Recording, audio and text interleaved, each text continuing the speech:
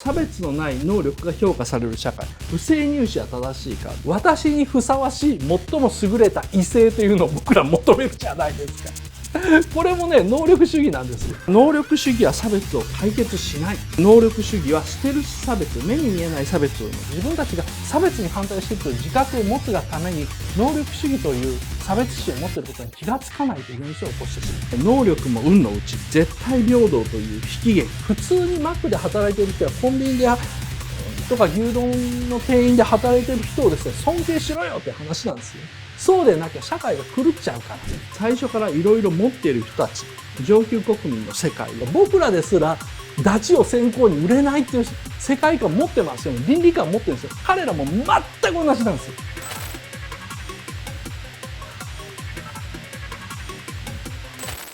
どうもこんばんは。今日は7月25日、7月最後のゼミになります。今日取り上げるのはこの本ですね。実力も運のうち、能力主義は正義かですね。ハーバード大学の政治哲学教授ウィリアム・サンデルのですね、最新話題作になります。いろんなね、方向に話を飛ぶんですけど、最後にまとめようと思います。でね、いつもねですね、前半無料で後半限定ってやってるじゃないですか。で、今日はね、特別に全部無料でやります。だいたい90分以上あると思いますけども、やります。で、無料の、もうこれ全部やる、ゼミ終わってからですね、限定とプレミアムの方対象でですね、放課後をですね、やろうと思います。なんでね、今回ですね、全部無料でやりたかったのかという雑談をですね、放課後に話そうと思うんですよ。だから、サービスではないんですよ。これ途中できるとわけわかんなくなるので、仕方なく全部無料でやるので、無料の人は頑張って聞いてくださいっていうですね、ちょっと皆さんに、時間とですね、脳みその負担をお願いすることになっちゃうんですけど、だから前半いつも面白く楽しくやってるんですけど、今回それができないんですよ。だから最初からですね、結構めんどくさい話になってくると思いますけども、申し訳ないです。あと、そういう話は放課後でするのですね、限定プレミアムの方は、そっちのですね、僕の愚痴を聞くという体制になると思います。あとね、放課後で話すのがですね、竜とそばかすの姫の話をちょっとしようと思います。映画サイトでは竜とそばかすの姫って結構ね、ボロクソに言われてるんですよ。で、ただですね、アニメ評論家の方、プロの方はですね、割とみんな口を濁してるんですよね。なんか、軽く褒めてるか何も言わないかどっちかなんですよ。で、それはなんでそうなるのかっていうのをですね、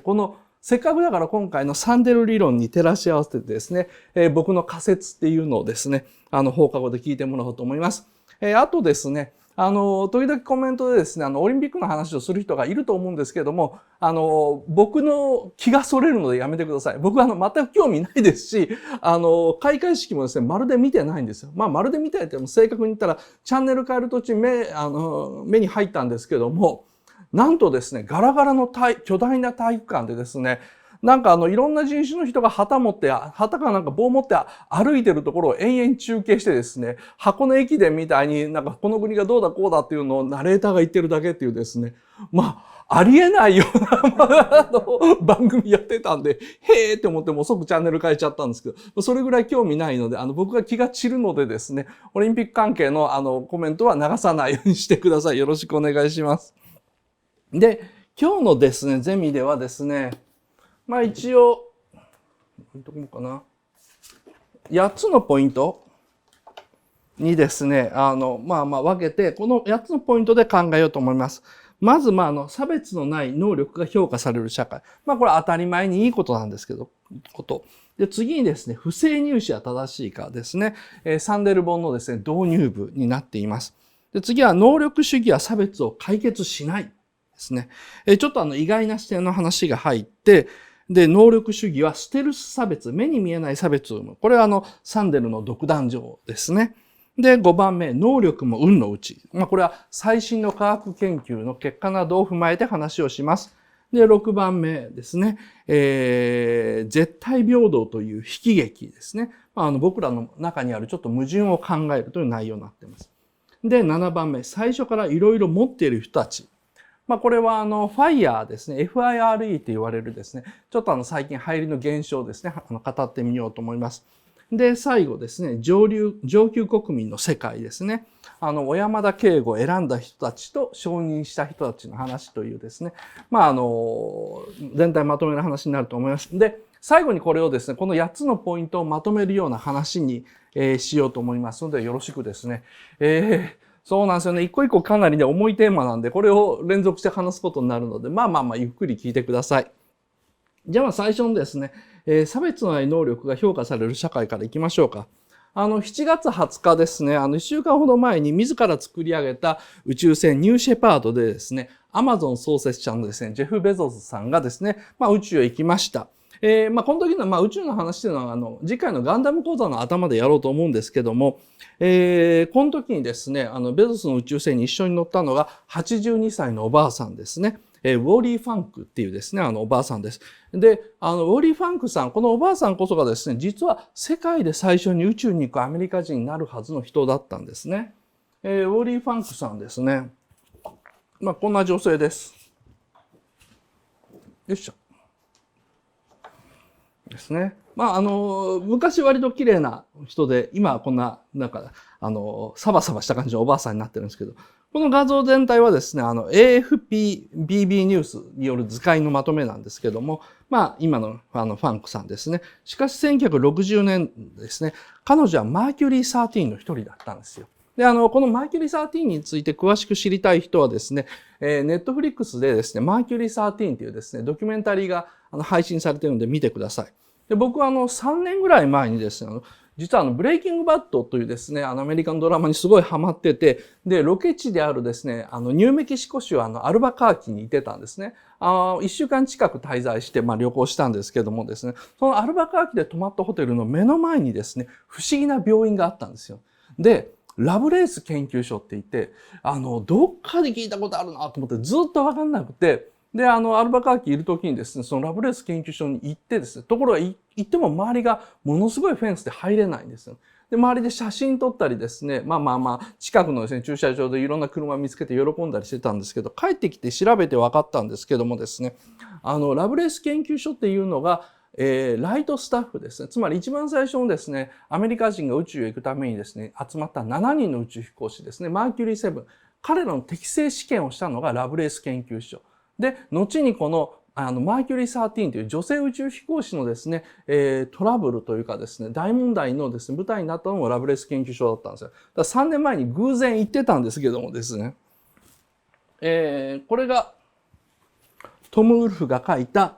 アメリカで最初の宇宙飛行士たちの話を書いたですね、ライトスタッフです。しかしですね、その裏にはもう一つの真実があったんですね。マーキュリー13ですね。翻訳も出てるんですけれども、一応、洋書のこのカバーが一番好きなので、こっちを持ってきました。で、どんなですね、ことがあったのかっていうと、アメリカ中からですね、テストパイロットですね、一流のテストパイロットを集めて、宇宙飛行士の訓練とテストを繰り返したんですよね。で、ラブレース研究所はですね、もともと病院なので医学研究所なんですよ。で、そこで男たちをですね、テストしたんですけども、男たちがあまりに早く音を上げると。それだけ厳しい訓練だったんですよね。で、ラブレース博士はですね、その時にですね、女性の方が向いてるんじゃないかっていうふうに思ったんですね。っていうのは初期のですね、宇宙計画では、男性はとにかく身長が175センチ以下で、体重はこれぐらい以下っていう、実はアメリカ人としては割と小柄な体型を求められたんですね。で、おまけに痛みにはですね、女性の方が強いというのは、これはもう出産の痛みに男は耐えられないとよく言われてるんですけど、なのでですね、明らかだと。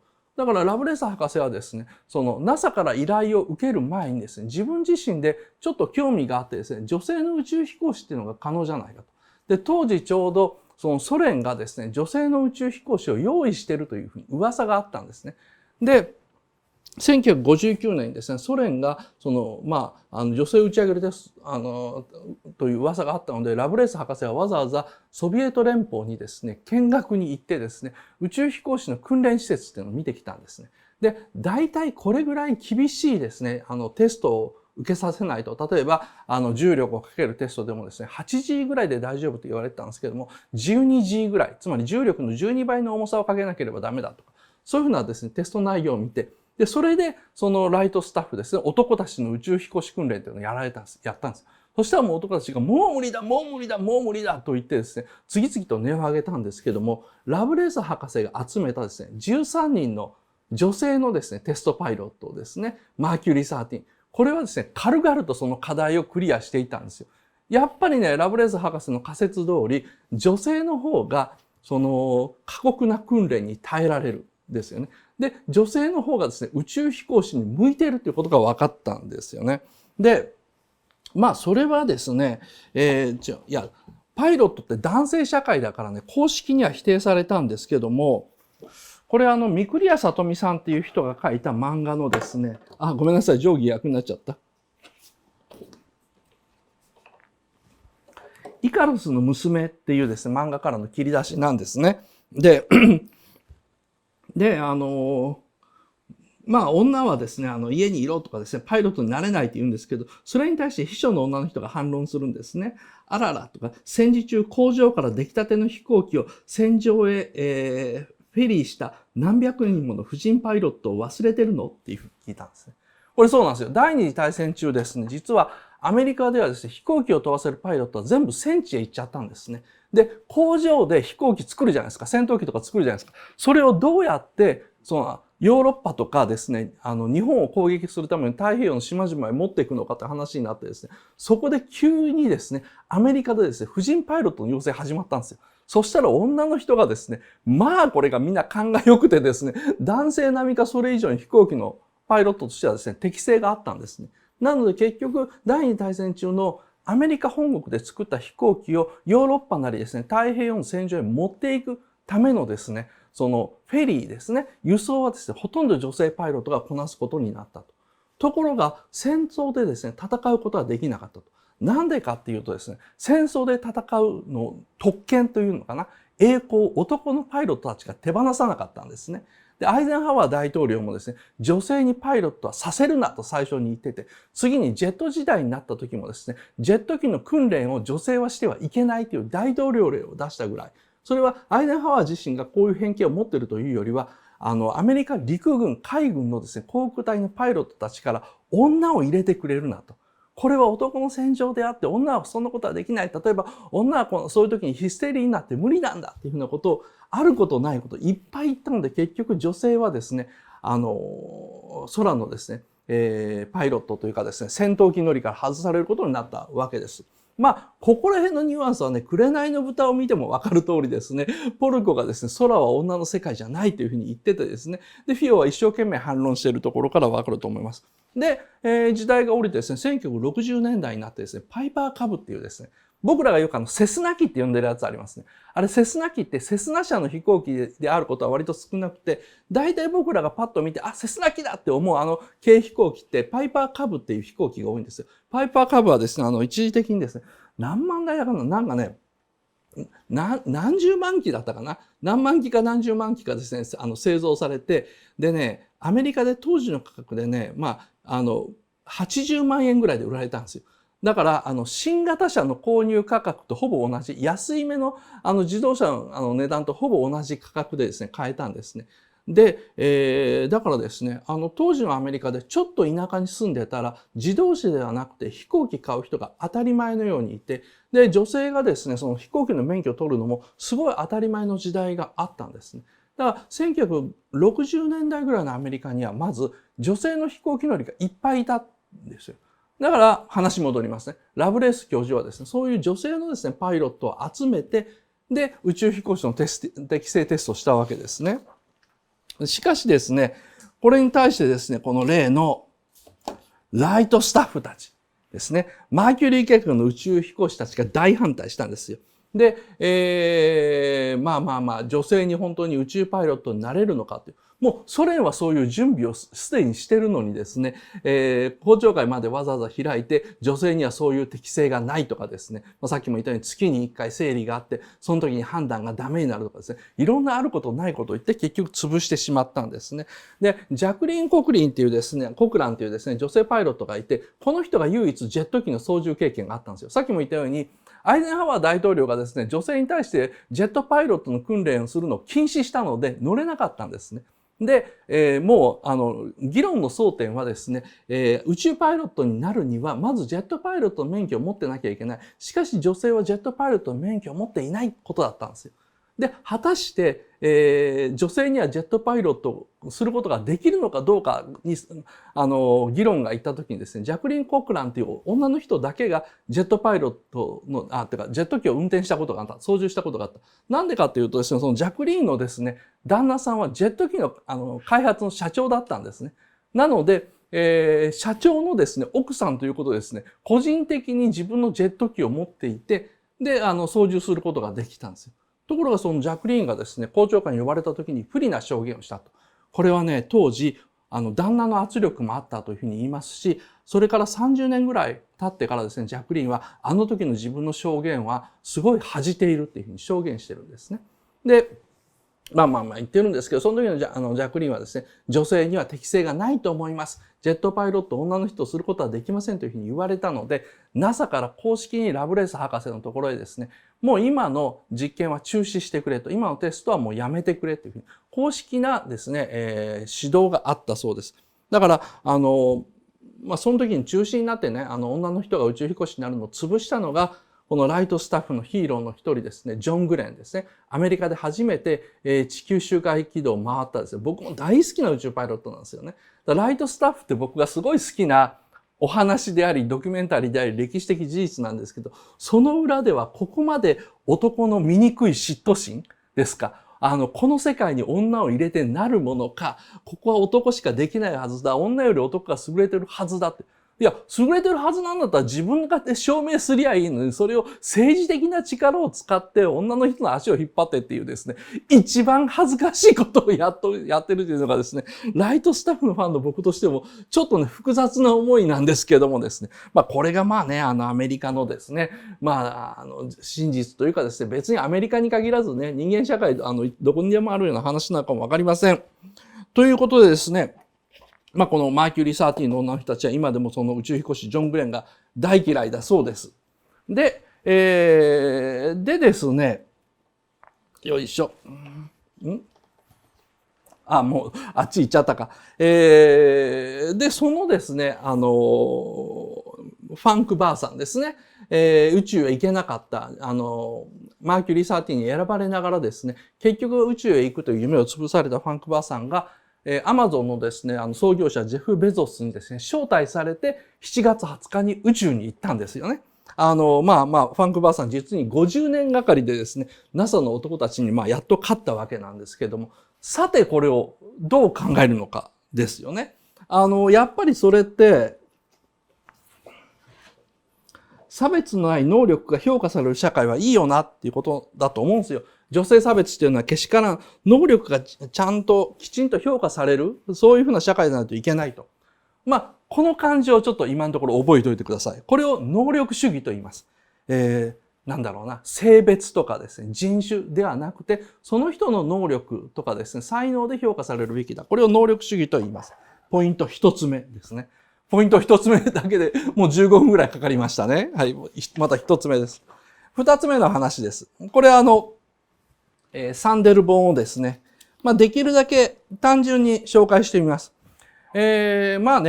から話そうかと思ったんですけども、この間もう1ヶ月ぐらい前の話なんですけど、YouTuber が31人集まってですね、飲み会開いたっていうのがあるじゃないですか。YouTuber でですね、なんか有名な女の人がその仲間たちと一緒に毎年やってる誕生日の飲み会でですね、深夜1時ぐらいまで飲んでて、で、外へ立ちしょんべんしてっていう大騒ぎになった事件ですね。で、あれがですね、非難されたと。さて、なんであれが非難されたのかと。非難する側のロジックっていうのをですね、最終的にまとめると、お前たちは成功したんだと。成功したということは、多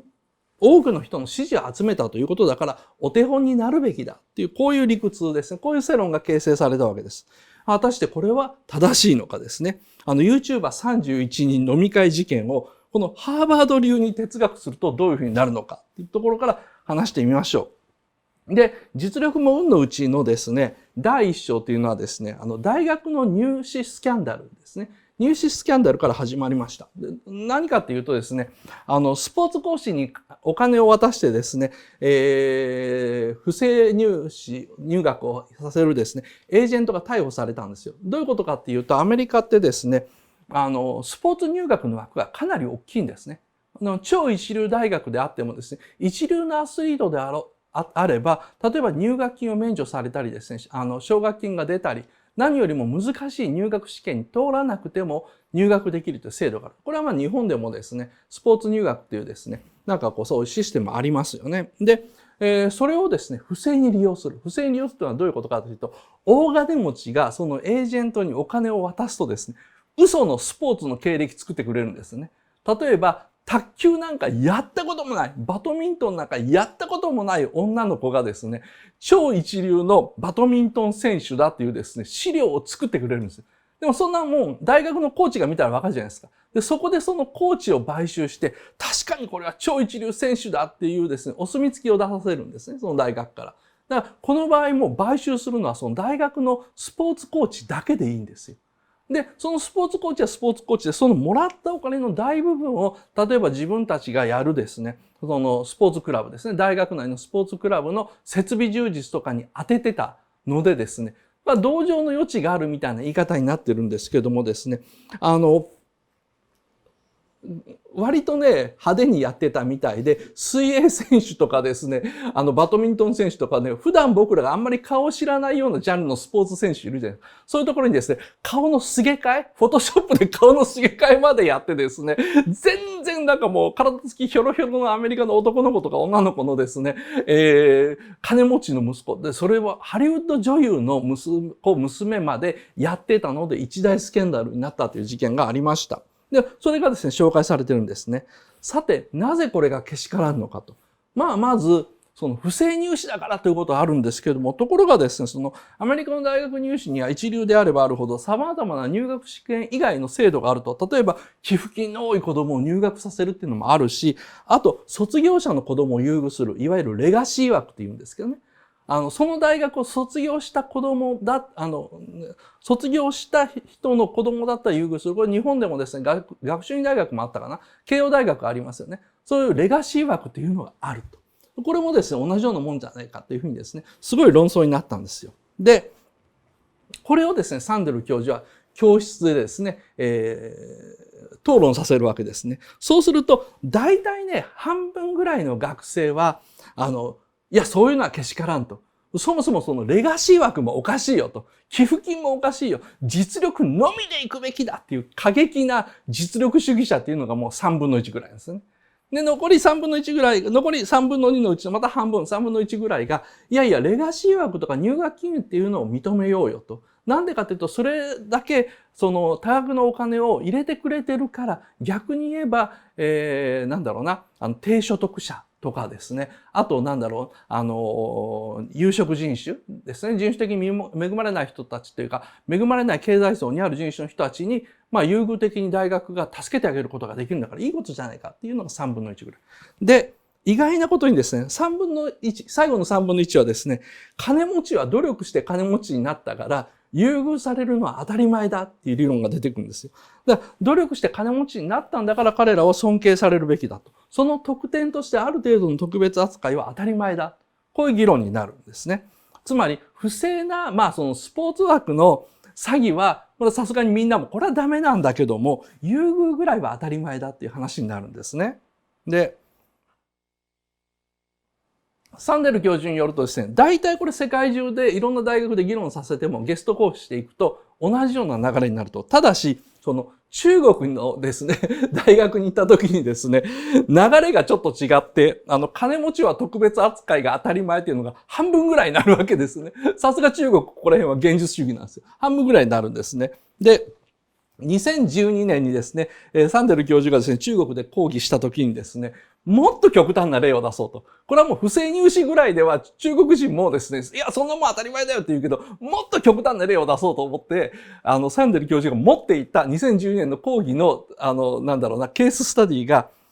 これ実際の話なんですよ。iPhone と iPad を買うために、10代の中国人の男の子がですね、自分の腎臓を売ったっていう事件があったんです。自分の腎臓を売った時点で、お金で iPhone と iPad を買ったと。この新聞記事をどう見るのかって言ったんですね。つまり、売ったということはそれを買った人もいるわけですよ。金持ちが将来ある10代の若者から腎臓を買った。そいつは iPhone 欲しさに売るわけですよね。で、それぐらい俺が払えるよと買ったと。じゃあ、その売った人も、その買った人も、それは正しいことか、許されるべきことなのかっていうふうに、サンデル教授は、その授業を持ってったわけですね。そしたらね、もう大論争になるんですけども、最終的にですね、多くの中国人の学生はですね、リバタリアン的な意見。つまり、まずその少年は別に否定されるべきではないっていう意見になったんですよ。強制されず自由意志なんだったら腎臓を売る権利があるっていう流れになったんですね。で、一部の学生が反論するわけですよ。金持ちに金で腎臓を買える権利を与えるべきじゃないと。その男の子にそれを売る権利はあるかもわかんないけど、次に金持ちが貧乏人から腎臓を買う権利、そんなものを与えてしまっては、それはもう資本主義国家の堕落と同じではないかっていうふうな話になるわけですね。しかしそれに対する反論。裕福な人は自分の力で金持ちになったんだから長生きする権利があるっていう議論になったんですよ。つまり努力したものはそれぐらい報われて当然という考え方なんですね。腎臓を売るという犠牲を払ったその男の子もそれだけの報酬を得る権利があると。だからその場合の問題は、腎臓1個の値段として iPhone と iPad は安すぎやしねえかっていう話になってですね、これ、売ること自体の倫理性、道徳性も、買うこと自体の道徳性も、大激論になったんですけど、中国のその大学では割と他の国よりも許される雰囲気になったんですね。で、そういうですね、個人が、その自分の内臓を売りたい。金持ちが他人の内臓を買いたい。こういうですね、欲求に対して政府や権力は介入すべきではない、邪魔すべきではないというですね、実はその中国が共産主義でありながらですね、世界で一番資本主義を肯定するような結論にですね、大学の論争になっていった。サンデル教授これから大ショックだったそうですよね。で、ここから議論は混戦してですね、大学生たちはなかなか同じ結論に至らないわけですね。ポイント2つ目です。不正入試は正しいのか、許されるべきなのか、どこまで認められるべきなのか。もちろん、不正はともかく、不正の定義をどこまで広げていいのか、どこまで、それは不正じゃないというふうに言えるのかという話が出てきました。で、3つ目です。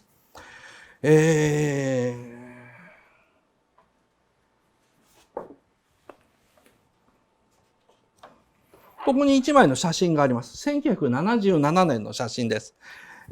左に写っているのは現在大英ホークスの監督ですね。王貞治。さすがに僕はね、スポーツ、見ないと言ってもですね、王長島ぐらいは知ってるわけですね。王貞治選手ですね。で、右側がですね、ハンク・アーロンっていうですね、有名な黒人選手でアメリカのですね。で、今年の1月、このハンク・アーロンさんが、死んじゃったんですけどもですね、これ、引退直後の1977年に来日した時にです、王貞治と、対談した時の写真なんですよ。で、この時にですね、王貞治実はスランプ中でした。読売巨人軍にいてですね、もう長島はですね、引退したのかな、あの時にですね。77年、ちょっと覚えてないですけど。3番打者か4番打者なわけですよ。いわゆるチームの主砲なわけですね。ところがホームランが全く打てないとかスランプの最中だったんですよ。で、王貞治って有名なストイックな努力主義者で有名でですね、とにかく長嶋茂雄は、これ実話かどうか知らないです。巨人の星で語られてたことなんですけども、長嶋茂雄がですね、遠征先のホテルでですね、夜寝ようとしてたら寝られないと。なんでかっていうと、夜中に急に隣の部屋で王貞治がですね、素振りをする音が聞こえると。で、やっとやんだと思ったらですね、また1時間ぐらいしたら素振りをする音が聞こえてですね、夜寝られなくて困ると。それぐらい理想のスイングっていうのを目指して、とにかく何か掴んだと思ったら振るっていうですね、まるで侍が刀を振るような訓練っていうのをずっと王貞治がしていたと。こういう伝説ができるぐらいストイックな人なんですけども、その人がスランプになったんですね。で、ハンク・アーロンはですね、王貞治と会った時にですね、いや、それは違うよと。スランプの時は一切練習するなと。もうとにかくバットも握るんだと。何もかも忘れると。その方が早いこと、そのスランプから抜け出せるからっていうふうに言ったんですね。で、この対談でですね、ご飯食べながらの対談でです、王貞治はそれすごい感銘を受けてですね、で、その日の夜、ハンク・アーロンが客席で見ているですね、試合っていうのをやったんですよ。で、巨人対ですね、どっかなんでしょうね。試合してですね、王貞治はですね、8試合ぶりにホームランを打ったと。だから、ハンク・アーロンの、もう思い切ってスランプなんだったら打撃のことなんか全部忘れろと言われてから、ずっと打撃のことを忘れて、それで、バッターボックスに入ったらホームランを打てたと。それぐらい偉大な選手なわけです。で、この名選手ハンク・アーロンはですね、人種隔離時代のアメリカ南部で育ちました。人種隔離時代っていうのはつまりバスとかですね、トイレとかそういうようなところで黒人専用、白人専用というのがあった時代ですね。一番アメリカの歴史の中でも暗い時代です。で、雑貨店で並ぶ父親がですね、雑貨店の前に行列ができるわけですね。みんなが買いたいものが入ったら。で、行列ができるんですけども、黒人の前に白人が割り込んでいいことになってたんですよ。みんながざーっと行列作ってたら、白人が次々と自分の父親の前に入っていくのを見てたと。それをいつも見てたっていうのがハンク・アーロンの子供時代です。で、13歳の時にですね、自分もいつかメジャーリーグで野球でプレーできるんじゃないかっていうふうに希望を持ってですね、で、バットもボールもなかったのでですね、雑貨店で買ってきた瓶のですね、蓋をですね、そこら辺に置いてる棒で打つと。兄弟に蓋投げさせてそれを棒で打つっていうですね、トレーニングを始めたんですね。で、彼はやがてですね、ベーブ・ルース、アメリカ最大の打撃王ベーブ・ルースのホームラン記録を破ることになる大選手になるんですよ。で、このハンク・アーロンのですね、自伝作家はですね、この彼の自伝を、こういう言葉で締めくくったんですけども、これこの本に書いてるんですけどね、野球はアーロンが人生で初めて知った能力主義の世界だった。このくだりを読めば、誰もが能力主義を愛さずにはいられない。サンデル教授の言葉です。能力主義こそ不正義に勝つ手段。才能とは偏見にも人種差別にも機会の不平等にも打ち勝つという証明だと思わずにいられない。正義にかなう社会とは能力主義社会であり、自分の才能と努力の許す限り出世できる平等な機会が誰にでもある社会だという結論に、その結論に至るまでほんの一歩である。というふうに言ってます。しかしサンデル教授は、だがそれは間違っている。ハンク・アーロンの物語が示す道徳は、能力主義を愛するべきだというものではない。ホームランを打つことでしか乗り越えられない人種差別制度を憎むべきである。確かに機会の平等は不正義を正すために必要な手段であるが、とはいえ、それはあくまでも救済のための原則であり、良き社会にふさわしい理想ではない。能力主義など必要のない差別そのものがもともとない世界こそ目指すべきである。というふうに書いてるわけです。つまり、ハンク・アーロンのエピソードを美談にしてはいけないと。この美談で感動して、で、これでいいんだっていうふうに思うのは間違いであるっていうふうに言うんですね。確かにそれは人種主義がある世界でそれを乗り越える手段としては美しいんだけども、それ以前に人種差別そのものがない方がいいに決まっていると。でも能力主義で努力でそれを乗り越えた人の話をあまりに称えると、差別している社会、人種差別を許している社会を温存させることになるっていうのがですね、サンデル教授の主張です。つまり、三つ目ですね。能力主義は差別を解決しない。差別社会を黙認してしまう。例外的に頑張った人がそれを乗り越えたのを見てスカッとするためにしか役立たない。例えば日本は男女差別があるというふうに言われてるんですけど、その中でたまたまものすごく頑張って女性がそれを乗り越えた。その例を過剰に美談にすることによって日本でのですね、その男女差別というのは温存される。こういうようなことですね。さて、そろそろめんどくさい話になってきましたね。大丈夫ですか？ちょっと僕もお茶飲んで休憩しますね。まだこの3でそろそろめんどくさい話になってきたでしょ？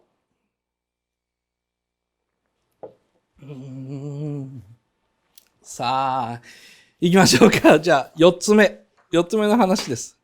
能力主義という考えですね。メリトクラシーって言うんですけど、このメリトクラシーという考えはね、僕もこの本読むまで知らなかったんですよ。ただ、20世紀の半ばですね、階級闘争が激しかった時代のイギリスで生まれたそうです。で、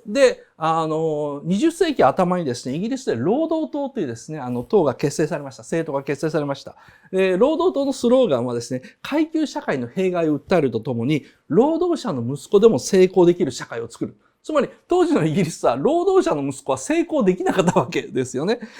労働党はですね、どんどん勢力を伸ばして、保守党とともに、イギリスの議会のですね、二大政党になりました。3年前ですね、2018年のアカデミー賞のですね、主演男優部門はですね、ゲイリー・オールドマンが取ったんですけども、作品名はウィンストン・チャーチル。ヒトラーから世界を救った男っていう映画で見た人多いと思います。冒頭でですね、イギリス議会のシーンから始まるんですね。でも階段状になってる議会があってですね、それで両側で男たちがうわーっと論争してるシーンから始まるんですけど、その論争してるので、チャーチルがいる側がですね、保守党。で、攻撃してる側が労働党なんです。あれが労働党ですね。それ、保守党と労働党っていうのがあったんですけども、その労働党のですね、ブレーンである、つまり、知恵袋であるですね、マイケル・ヤングという人はですね、1958年にメリトクラシーの夜明けっていうですね、SF 小説を発表しました。なんで SF 小説なのかっていうと、イギリス人のこれね、趣味みたいなもんだと思うんですけども、論文を書くというのと他に面白いお話仕立てにして自分の考えを述べるというですね、H.G. ウェルズのですね、宇宙戦争とかですね、割とそういうニュアンスあるんですよ。タイムマシンっていうのはですね、貴族で頭のいい人が、生まれが育ちが良くて頭のいい人が思考実験をするんだけど、それを小説の形でポイッと発表してみようかというですね、そういうお遊びみたいなことをよくやるんですけど、それの一つだと思います。メリトクラシーの夜明け、能力主義の夜明けっていうですね、SF 小説を書きました。で、その中で書かれているのはですね、2033年の未来ですね。もう今からまだ12年ぐらいのですね、1958年からしたらですね、80年ぐらい先のですね、もう本当に未来の話です。イギリスはですね、その当時イギリスは民主主義、デモクラシーにならぬですね、メリトクラシー、能力主義っていうですね、という暗黒時代に突入していたと。貴族が支配する階級社会から抜け出したのはいいんだけども、その先はですね、才能と努力だけが全てが決まってしまう。暗黒、地獄だったっていうふうにですね、マイケル・ヤングは書いてるわけですね。それがなんで地獄なのかと。さっきのハンク・アーロンの話聞いてると、なんでって思うじゃないですか。確かに生まれついての身分という溝は埋まった。しかし、能力に従って仕事を配分されても、不平等自体はなくならない。能力に見合うように不平等が再配置されてしまう。ですね。かつての貴族社会というのは、悪いように見えたんだけど、仮想社会にも自分の家の掃除婦やパブで見かけるみすぼらしい労働者の老人にも自分と同じぐらい賢い人がいるかもしれない。という知恵があった。しかしメリトクラシー社会では、その上流階級の人々はそのように弱気には決してならない。自己不信や自己批判をする必要もない。なんでかというと、自分が得たものは全て自分の才能や努力の結果だから。成功した人はそれを自分のおかげだと考え、成功できなかった人は全て自分のせいとみなしてしまう。さらには成功した人は成功できなかった人を努力や能力が足りないと見下す。能力社会では努力すれば報われて誰にでも出世のチャンスがあるように思える。しかし、これまで人類社会では恵まれなかった人には常に言い訳が用意されている。言い訳がいつもこの長い人類社会では絶対あったわけですね。うまくいかなかった人には。それはなんか、例えば世の中不平等だからとか、貴族性だからとかですね、俺はあんな家に生まれなかったからっていう、そういうチャンスが与えられなかったという、だから自分は貧しいんだと言い訳が用意されていた。しかし、メリトクラシーによって人類の歴史上初めてチャンスがもらえなかったんではなく、自分ができなかったから貧しいんだ、ダメだったんだという考えるしか、それ以外にも逃げ道がなくなっちゃったんですね。で、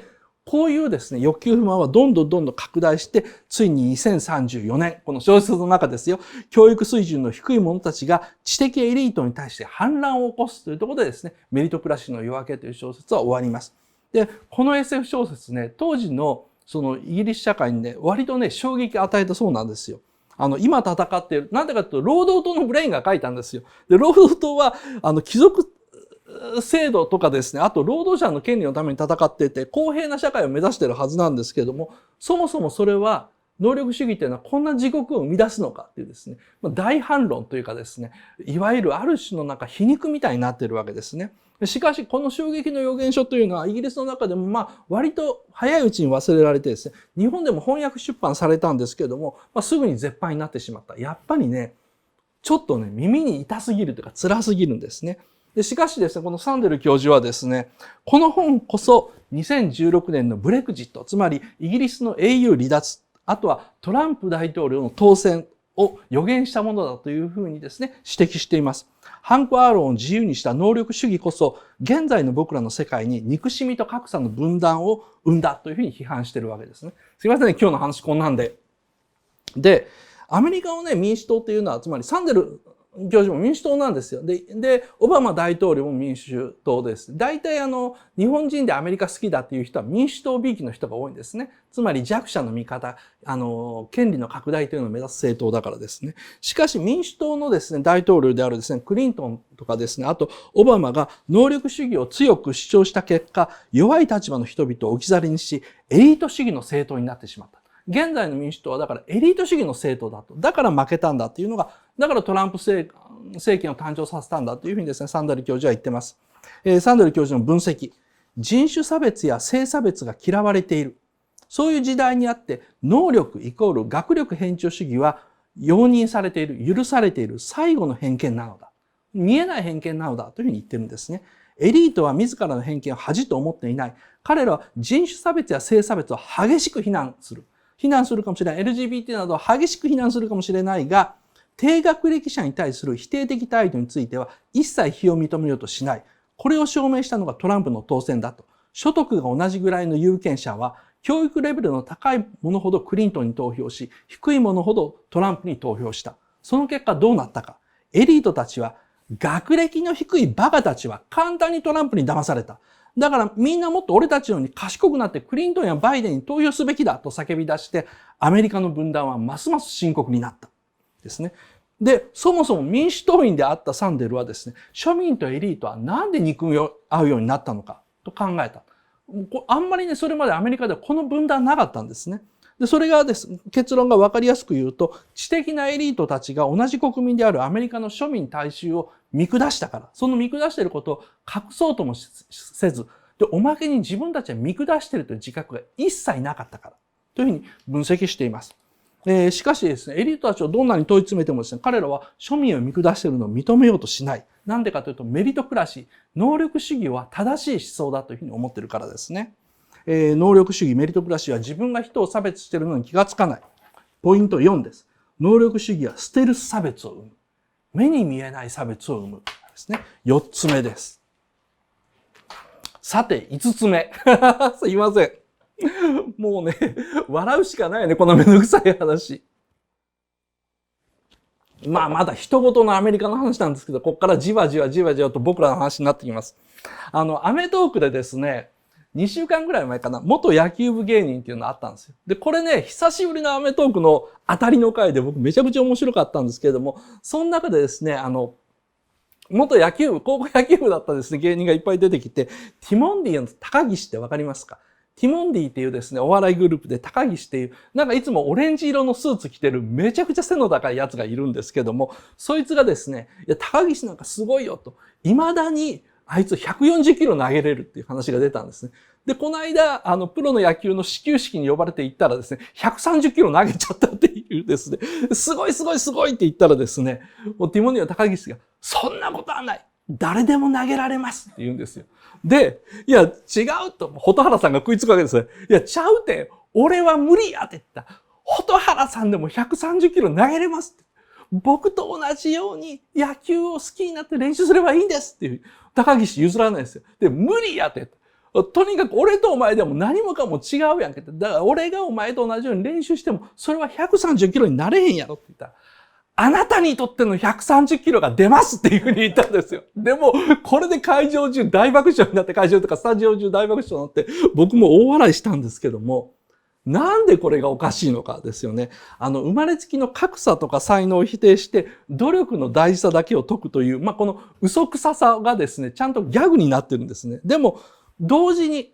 ですよ、この嘘くささがあるんですけども、同時に生まれついての格差があるという実際の残酷な現実を一瞬忘れさせてくれる。一瞬だけ忘れさせてくれる。ちょっとこのワクワク感っていうのもあって、そのティモンディの高岸の心の底からいい人な感じの、あなたでも、あなたにとっての130キロっていうのが、もう僕らの心の中でカチンとはまってこう大爆笑になるわけですよね。だから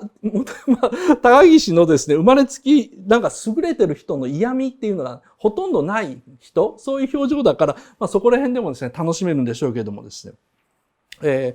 しかしですね、これ能力主義者のですね、隠れた差別っていうのはこの辺なんですよ。僕ね、小学校、中学校、高校ずっとね、体育のが本当に苦手だったからわかるんですけども、できる人のお前もやればできるはずだという、あれ何なんでしょうねっていう。いやもう本当に二度と学校に行かなくて済むありがたさここなんですけども、お前もやればできるはずだって。いや、違うんだって言っても、いや、それは練習が足りないからだとか、なんかこう、いろいろ言われるんですけど、いや、違うんですけどね。ドラゴン桜でも言ってるじゃないですか。劣等生ほど東京大学に行けて。いや、それは劣等生の中でもたまたま勉強が嫌いで反抗していた地頭のいいやつが、ものすごくいい先生がついて集中的なことやったら成績は伸びるかもわかんないんだけど、じゃあそれを F ランクの高校とかに行ってやってみても絶対成功しねえやって、まあ僕ら思いますよね。知ってるんですよ。その努力とか才能っていうのは平等ではないっていうことを知ってるんですけどもですね、誰でも努力する。ってやっぱ未だに言う人いるんですよね。で、世界中でですね、平均寿命が伸びているのに、アメリカの白人労働者階級、いわゆるホワイトワーキングクラス、ここだけはですね、実は平均寿命が縮んでるんです。短くなってるんですよ。これは現在の研究なんですけど、この奇妙な事実を発見した、こんな本の中に書いてるんですね。経済学者のアンガス・ディートンとアン・ケース、この二人はですね、その原因がドラッグ、アルコール、自殺だとして、2015年に絶望死と名付けた論文を発表しました。絶望死というのは何かっていうと、死ぬまで酒を飲み続け、薬物を過剰摂取して、銃で自分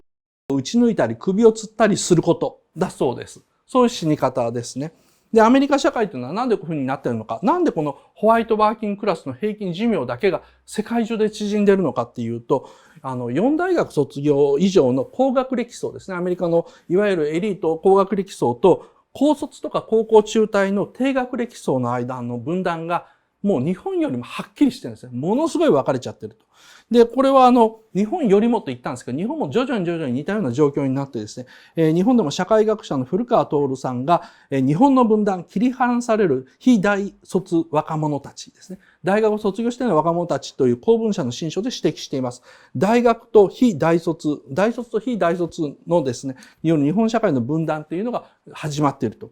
で、なんでアメリカと日本で、おそらく他の国でもですね、こういう学歴格差の現象が起きているのか。それは、現在の社会がですね、立花明が言うところのですね、知識社会だからです。つまり、知識を身につけて覚えて、それを応用して、という人間が有利なポジションに行ける社会。それを知識社会と言うんですけど、知識社会の高度化に伴って、仕事に要求される能力、スキルのハードルがものすごく高くなっていると。昔だったら、大きい企業っていうのは、まあ、普通の学力の人間をバーッと入れて仕事させてもある程度できたんだけども、今のですね、実は会社の仕事っていうのは、ものすごい有能なやつだったら何とかこなせるんだけども、ものすごく有能でない普通の人間は必死こいて頑張って残業しないと、会社が要求する普通の基準にしか追いつけない。そういう知識社会というのに日本はなってしまっていると。知識社会というのはその定義上、知識の高いものに大きなアドバンテージ、有利さがある社会だと。リベラルな社会というのは本来人種、民族、国籍、性別、性的指向などの属性で個人を評価してはならないとされている。しかしそうは言っても組織を機能させるためには採用とか昇進で給料を上げるなどで何らかの評価が必要と。この難問を解決したのがメリトクラシー、能力主義で、学歴、資格、経歴の3つは本人の意思では変えられない属性ではなくて、つまり人種とか、あと民族とか国籍とか、あと性的指向ですね、LGBT なんかは自分の意思では、気持ちでは変えられない属性だと。でも、学歴、資格、経歴は教育や努力によって向上できるメリット、価値ですね。価値だというふうにですね、判断すると。なので、リベラルな知識社会では全ての労働者がメリットによって選別されることになったと。その圧力は階級社会や身分制社会の、そういう遺産が残るですね、ヨーロッパや日本よりも人口国家であるアメリカですね、の方がはるかに強く、メリットを持つ者は上級国民になり、メリットのない下級国民の間で社会が分断され、両者は全く別の人生を歩むことになったですね。で、そもそも教育の機会を増やすことは、これはもう間違いなく絶対正義なんですよ。これはもう僕もそう思います。教育の機会を増やすことは、絶対にいいことなんですよ。しかし、教育のチャンスをですね、いくら平等にしても、いくら教育してもですね、その結果は平等にならないですね。チャンスを平等にしても結果は平等にならないんですよ。成績2の子は成績3になります。通信簿が2の子は3になるでしょ。で、3の子は4になるんですよ。でもね、成績が1の子はまず5にならないんですね。だからその子がその何倍の努力をしようとしても元々の成績が1の子っていうのはみんな5になるのかと、そういうわけじゃないんですね。これがその教育というものを持っている限界ですよね。その本人のその元々持っているものっていうものに左右されてしまうですね。で、これ僕がですね、子供の頃感じた体育の時間いくら増やしても、つまり鉄棒をいくら練習してもですね、全員がアスリートになれるわけじゃない。僕は逆上がりまではできるんですけども、そっから先はいくら練習してもやっぱできなかったんですよね。だとすると、学歴で出席が決まるのも同じように不公平であると。教育のチャンスを与えるほど結果が出なかった者たちには、ほらな、お前にもチャンスをやったよな。ほらな、お前もなんか体育の時間、テストの前に逆上がりとか、鉄棒の練習1時間させたじゃないかと。他の人間の倍させたじゃないかと。だから他の人間よりもちゃんといい結果、少なくとも同じ結果が出せるだろうというふうに言われているようなもんなんですね。なかなかしんどい社会です。で、それでもですね、アメリカ人の 77% は、成功するために一番必要なのは努力って考えてるんです。アメリカ人ね、けなげですよね。こんな社会でありながら、白人のですね、男性労働者が、白人労働者だ。ホワイトワーキングクラスがですね、世界で唯一平均寿命が短くなっているのに、未だに 77% の人が成功するために一番必要なのは努力だと考えてるんですよね。でもこれヨーロッパ行ったら違うんですよ。ヨーロッパに行くとですね、ドイツ人の半分しか成功に必要なのは努力と思ってない。フランス人に至って4分の1、25% しか思ってないですね。フランス人なんかみんな成功するかどうか、運次第だと。いやいや、生まれ次第だとか。いや、たまたまタイミングがいい時代に、タイミングがいい場所に生まれたら能力がパーッと出てきて成功するだろうけども、努力なんて関係ないよって思っている人が4分の3なんですね。だからヨーロッパの緩さというのはここら辺にあると思うんですけど、勤勉なドイツ人ですら半分しか思ってない。フランス人だったら4分の1しか思ってない。努力が全てであるというのは、アメリカ人未だに 77% も信じてるんですね。で、これこそが、サンデルによるとアメリカのですね、社会保障が弱い理由だと。ヨーロッパの社会保障が手厚い思想的な根拠だというんですね。つまり、その人がどれぐらい稼げて医者にどれぐらい働けるのかっていうのは、どんぐらい頑張ったかっていうのがアメリカの考え方なんですね。だからアメリカ人っていうのは社会保障を厚くしようともない。そんなことをしたら怠け者がより怠けるだけだと考えてる。ところがヨーロッパの人たちは成功してお金がどれぐらいあるのかっていうのはその人の運に作用されてるから、だからこそ成功してる人間はたくさんお金を払って恵まれない人たちも社会保障、医療手当とかを分厚くすべきだというふうに考えるですね。メリトクラシーっていうのはこういうふうにですね、その社会制度にまで入ってくる考え方なんですね。だから結果的にアメリカはですね、機会の平等さえ十分なら政府は小さくていいと。それどころか政府なんかなくてもいいというふうに考えるわけですね。で、ヨーロッパはですね、結果の不平等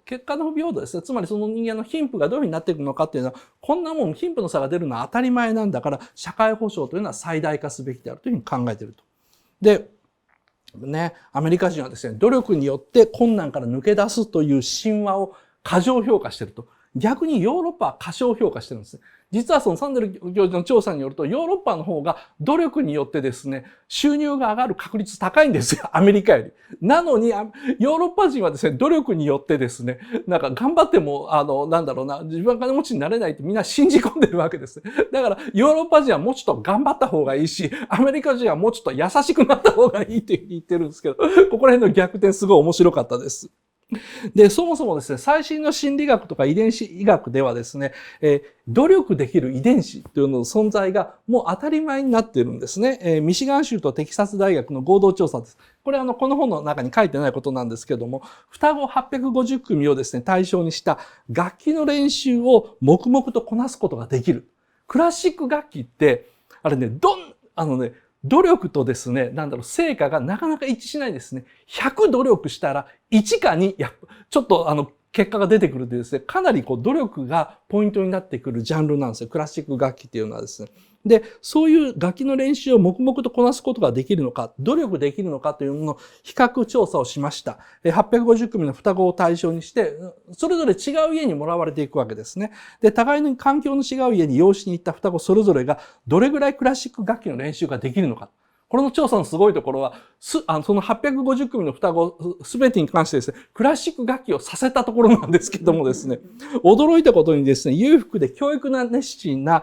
家に養子に行った子供と、アル中とか問題のある家庭に養子に行った子供ですね、双子なんですよ。全く遺伝子同じなんですよ。の間にですね、努力できる能力、力に差がなかったんですね。つまり、努力できる能力、あまり成果が出ないと分かっていても、黙々と努力できる。努力の才能というものはですね、遺伝で決まってしまうわけですね。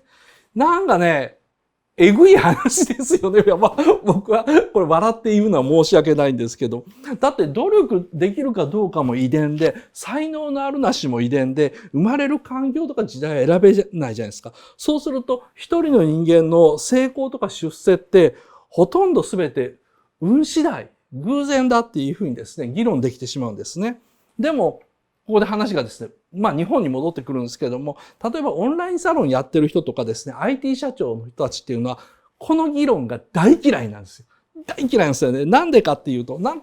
でこの残酷な真実っていうのが成功者から嫌われるかっていうと、3つ理由があってですね、1つ目、お前も俺みたいになれる。お前も俺みたいになれっていう、ティモンディ高岸氏的なですね、励ましができないからですね。オンラインサロンの存在理由そのものを否定されるからですよ。僕みたいなことを僕がやり方を教えますとか、こういうふうなことをやればいいんですっていうのが、そもそもできる遺伝子とできない遺伝子っていうのがある。こういうふうなことをですね、これがやっぱりみんな聞きたくない話なんですね。二つ目、自分自身の成功が単なる運っていうふうに、単なる運がいいからだっていうふうに言われてる気がすると。つまり、その人たちはその人たちで、これまで努力してきたわけですよ。もちろん努力の才能、努力の遺伝子があったんですけども、それでもですね、若い頃から他の人が遊んでる時に努力したこと、それ自体変わらないじゃないですか。でもその成果を全て否定して、それは遺伝子のおかげですねって。あんたは顔がいいからだけだよなっていうふうに言われてるような、そういう侮辱を感じちゃう。だからやっぱこの議論飲み込めないんですよ。三つ目。高額所得者から高い税金を取ることを正当化するからですね。だから成功者からはですね、努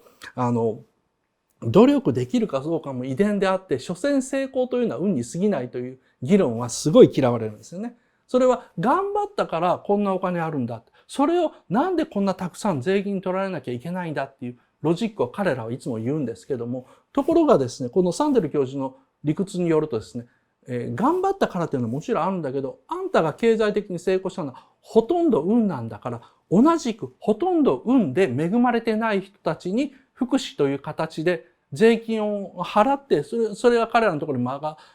っていくのは正しいよというふうに言われちゃうわけですね。だからこの民主党的なですね、理屈の立て方が、やっぱ高額所得者の人、成功者にはですね、耳に痛い話になっちゃうわけです。人生で成功するかどうかは本当に運次第と。で、どんな遺伝子を持って、で、どんな環境でどんな時代に生まれてくるのかというですね、自分ではコントロールできないことで、人生というのは決まっちゃうと。もちろんその中で精一杯頑張るというふうによく言われるんですけど、その精一杯頑張る遺伝子っていうのがあるなしですね。それで成果に、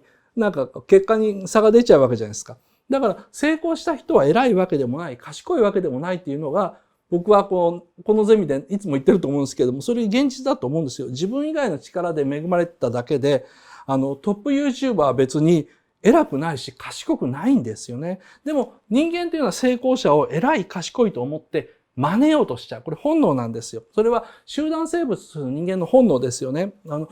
れたボスとか優れた個体を真似ることによって、俺自身も役に立ちますというですね、集団の中で自分をアピールするため、そのために原始時代から身につけていた人間の本能なんですよね。群れからのけ者にされたり、役に立たない扱いされたりするっていうことは、間引かれたり殺されたりすることを意味するわけじゃないですか。そういうことを防ぐために脳が進化の途中で編み出した擬態です。カメレオンが周囲の色を真似るように、カメレオンは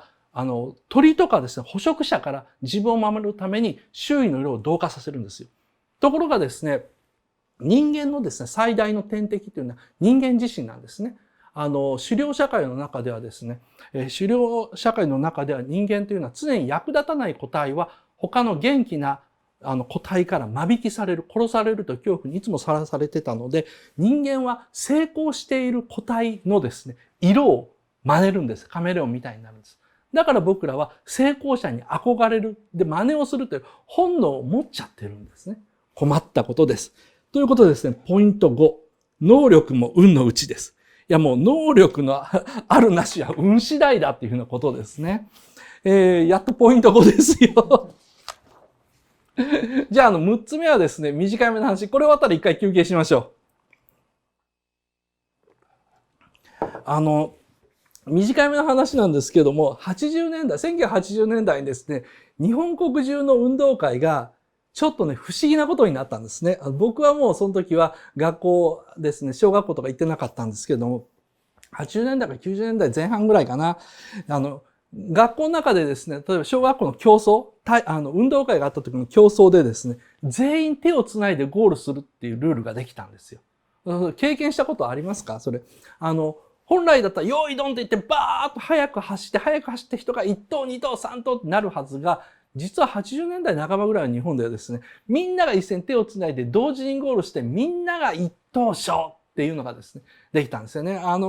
ポンキッキの歌でもですね、頑張れみんなのちゃっちゃ一等賞っていう歌があったぐらいで、あの時代ですね、一等賞、二等賞というのを能力ごとにつけるのは良くないという議論ができたんですよね。で、なんでこんな変なことが起きたのかですね。それは学校で格差を教えてはいけないっていうですね、教育方針ができたからです。で、平等を教えなければということでですね、競争自体を否定しちゃったんですよ。さすがにそれすぐになくなりました。で、爆笑問題の太田さんのですね、事務所、タイタンっていうじゃないですか。タイタンの女社長怖いところですよね。で、タイタンっていうのはあれなんでかっていうと、爆笑問題の太田さんが一番好きな小説が、カート・ボネガット・ジュニアのタイタンの幼女っていうですね、タイタンの妖怪女、幼女っていうですね、小説なんですけど、そのですね、タイタンの幼女の中、メインの話はですね、火星人からの侵略戦争の後、地球が平和になるっていう話なんですけども、その平和になった地球でですね、徹底的に無関心な神の教会っていうのがですね、地球最大の宗教になるんですよ。で、この徹底的に無関心な神の教会っていうのは、神は存在するんだけれども、お前になんか興味がないっていう、そういうですね、宗教なんですね。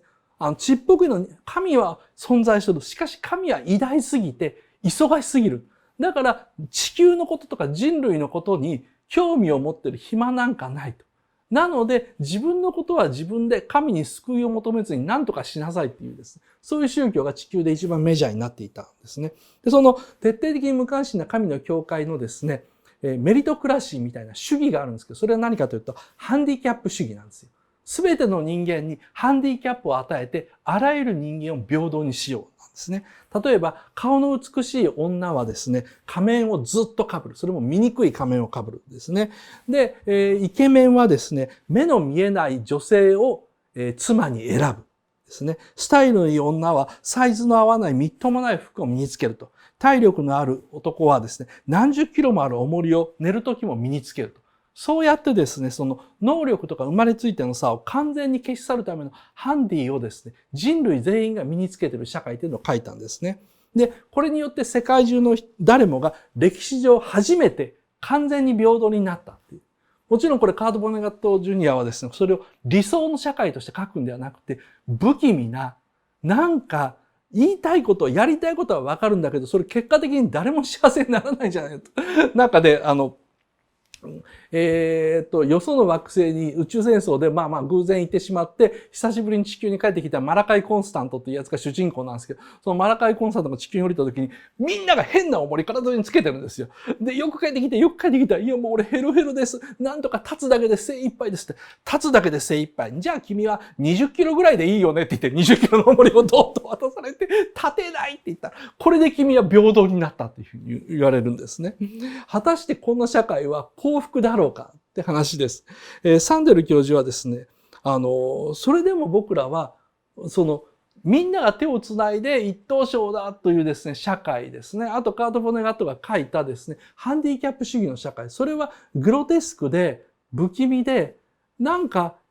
平等なことはわかるんだけども幸せじゃないっていうのはわかると。で、サンデル教授はですね、能力主義で考えてしまう場合が僕らにもあると。僕らもやっぱり平等では考えられない。例えば自分が敗者を選ぶとき、最も優れた人を選ぶに決まってるじゃないかってサンデル教授が書いて、もう僕はそれで、その一文で確かにと思ったんですよ。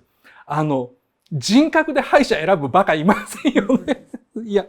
他の医者だったらともかく、内科の医者とかそういうのだったらともかく、敗者みたいなもんって能力で選んじゃうじゃないですか。せめて評判のいい人、せめて痛くない人っていうふうに選んじゃうじゃないですか。だから僕らは能力主義者を絶対に捨てれないです。能力主義的な考えっていうのを絶対に捨てられないんですよね。だからといってですね、優秀な歯医者はハンディキャップつけろと。つまり、上手い歯医者は、度が合わないメガネをかけて、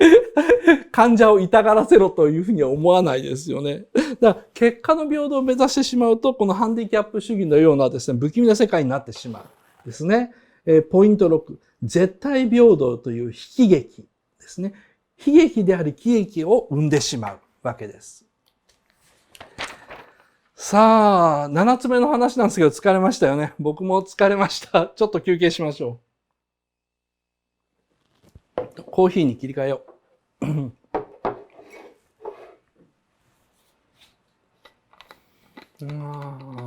ちょっと休憩。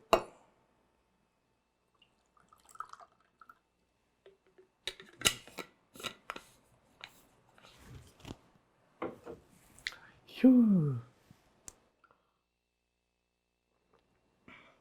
カフェイン注入っすよ。あと2つですね。頭パンパンに立ってきた。そうですよね。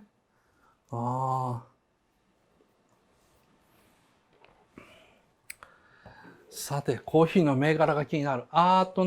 ブラジル吉松っていうコーヒーですね。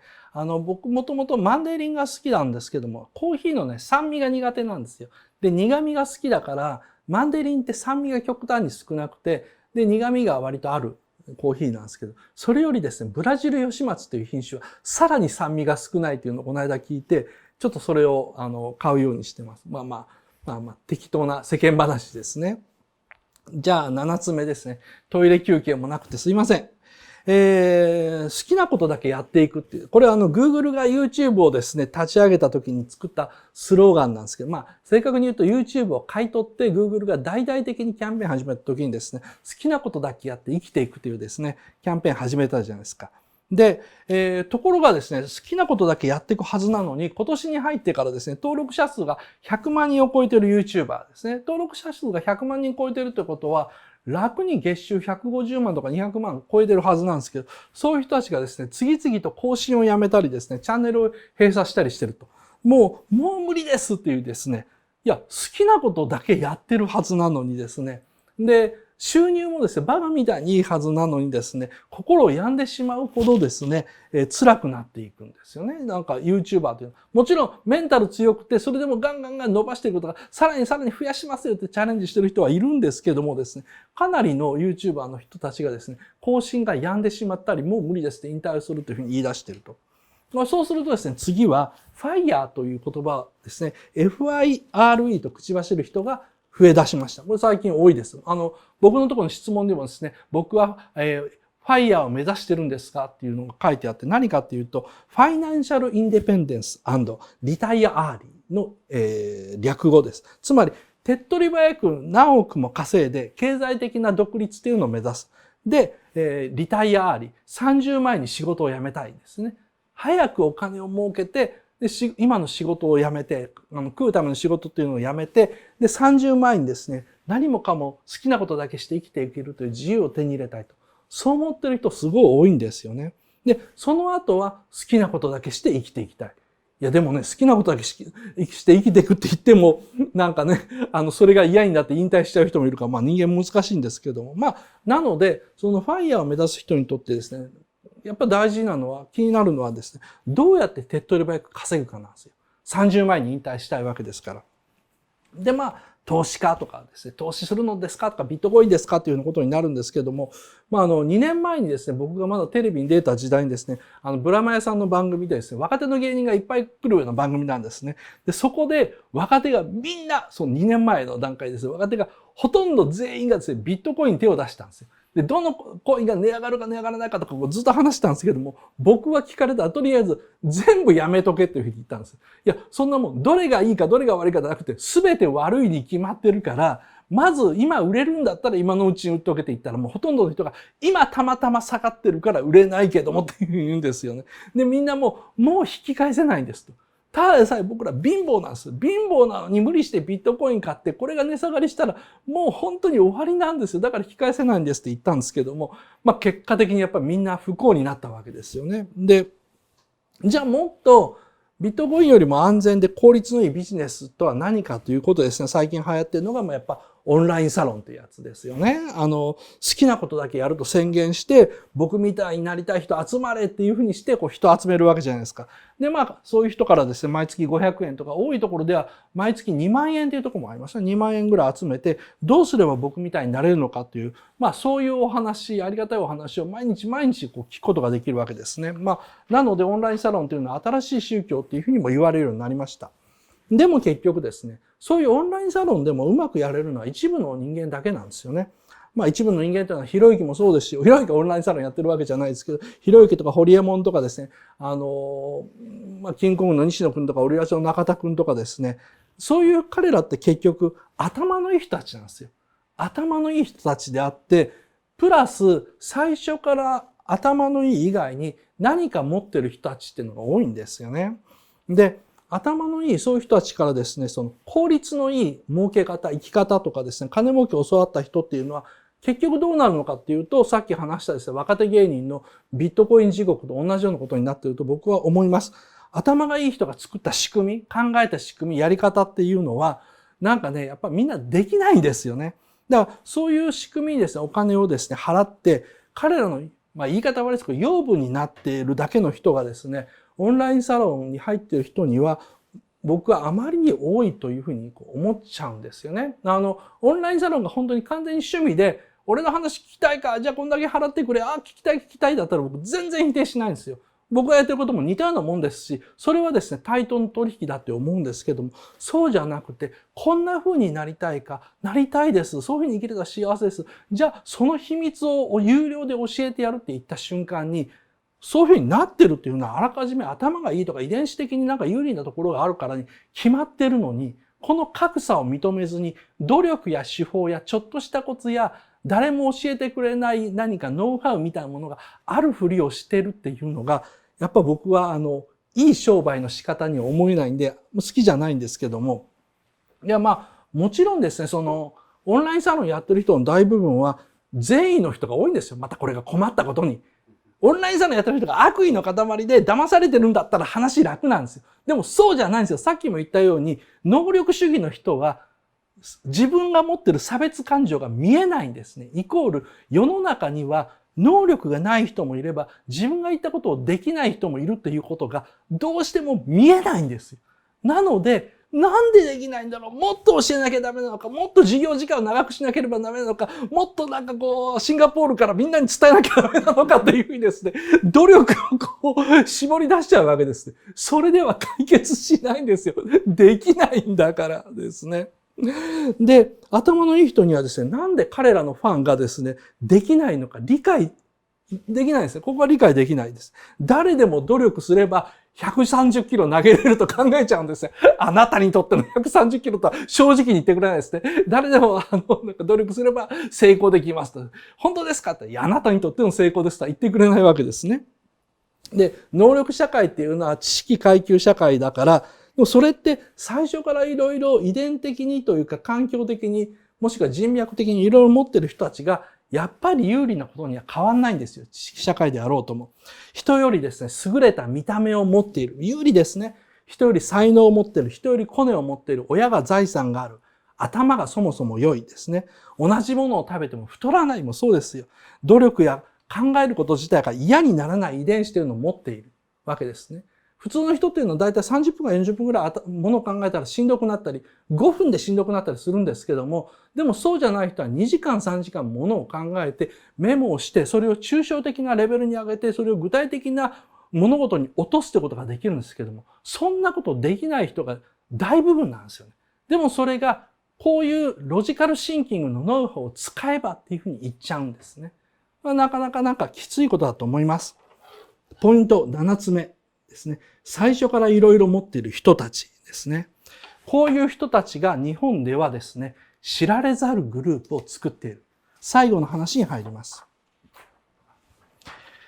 8つ目、最後の話です。あと15分ぐらいで終わるな。終わるかな最後の話なんですけどね、小山田圭吾っているじゃないですか。オリンピックで、曲担当してたのかなの人だと思います。僕もよく知らないです、あの人は。ただですね、昔、学生時代にですね、いじめをしたで、それを告白したって言われてるんですけども、僕が記事とかを見てる限りですね、いじめを告白したんではなくて、いじめを自慢したわけですね。いじめですらないわけですね。犯罪を自慢したわけですね。で、それはですね、実はこれまでも何回もですね、いろんな人から指摘されて、10年に1回ぐらい炎上してたそうなんですよね。で、NHK の教育で彼は、障害を持っている人たち向けのですね、番組っていうのの、音楽を担当してたんですけども、何回も視聴者から指摘されて、なんであんな人を障害者向けの番組に使うのかと。もともとは障害者に対してひどいことをしてた人なのにっていうふうに言われてるんですけども、ところが NHK のですね、教育はですね、いや、本人に確認したところ、事務所に確認したところ、すごく反省しているというふうなことで、このまま、お仕事続けてもらいますというのを、こういうことがですね、今まで2回あったそうです。で、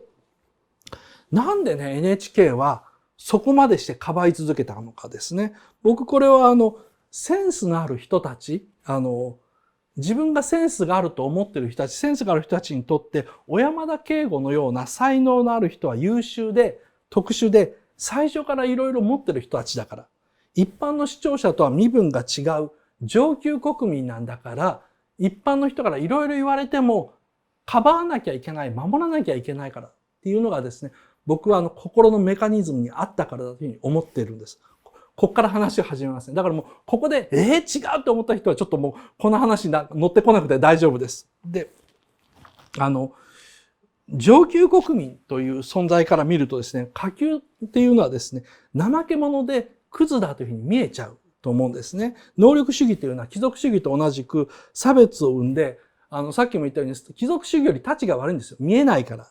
で、僕の言っていることは極端に聞こえるかもわかりませんけども、サンデル教授の本にはですね、こういう社会心理学の実験結果というのが報告されています。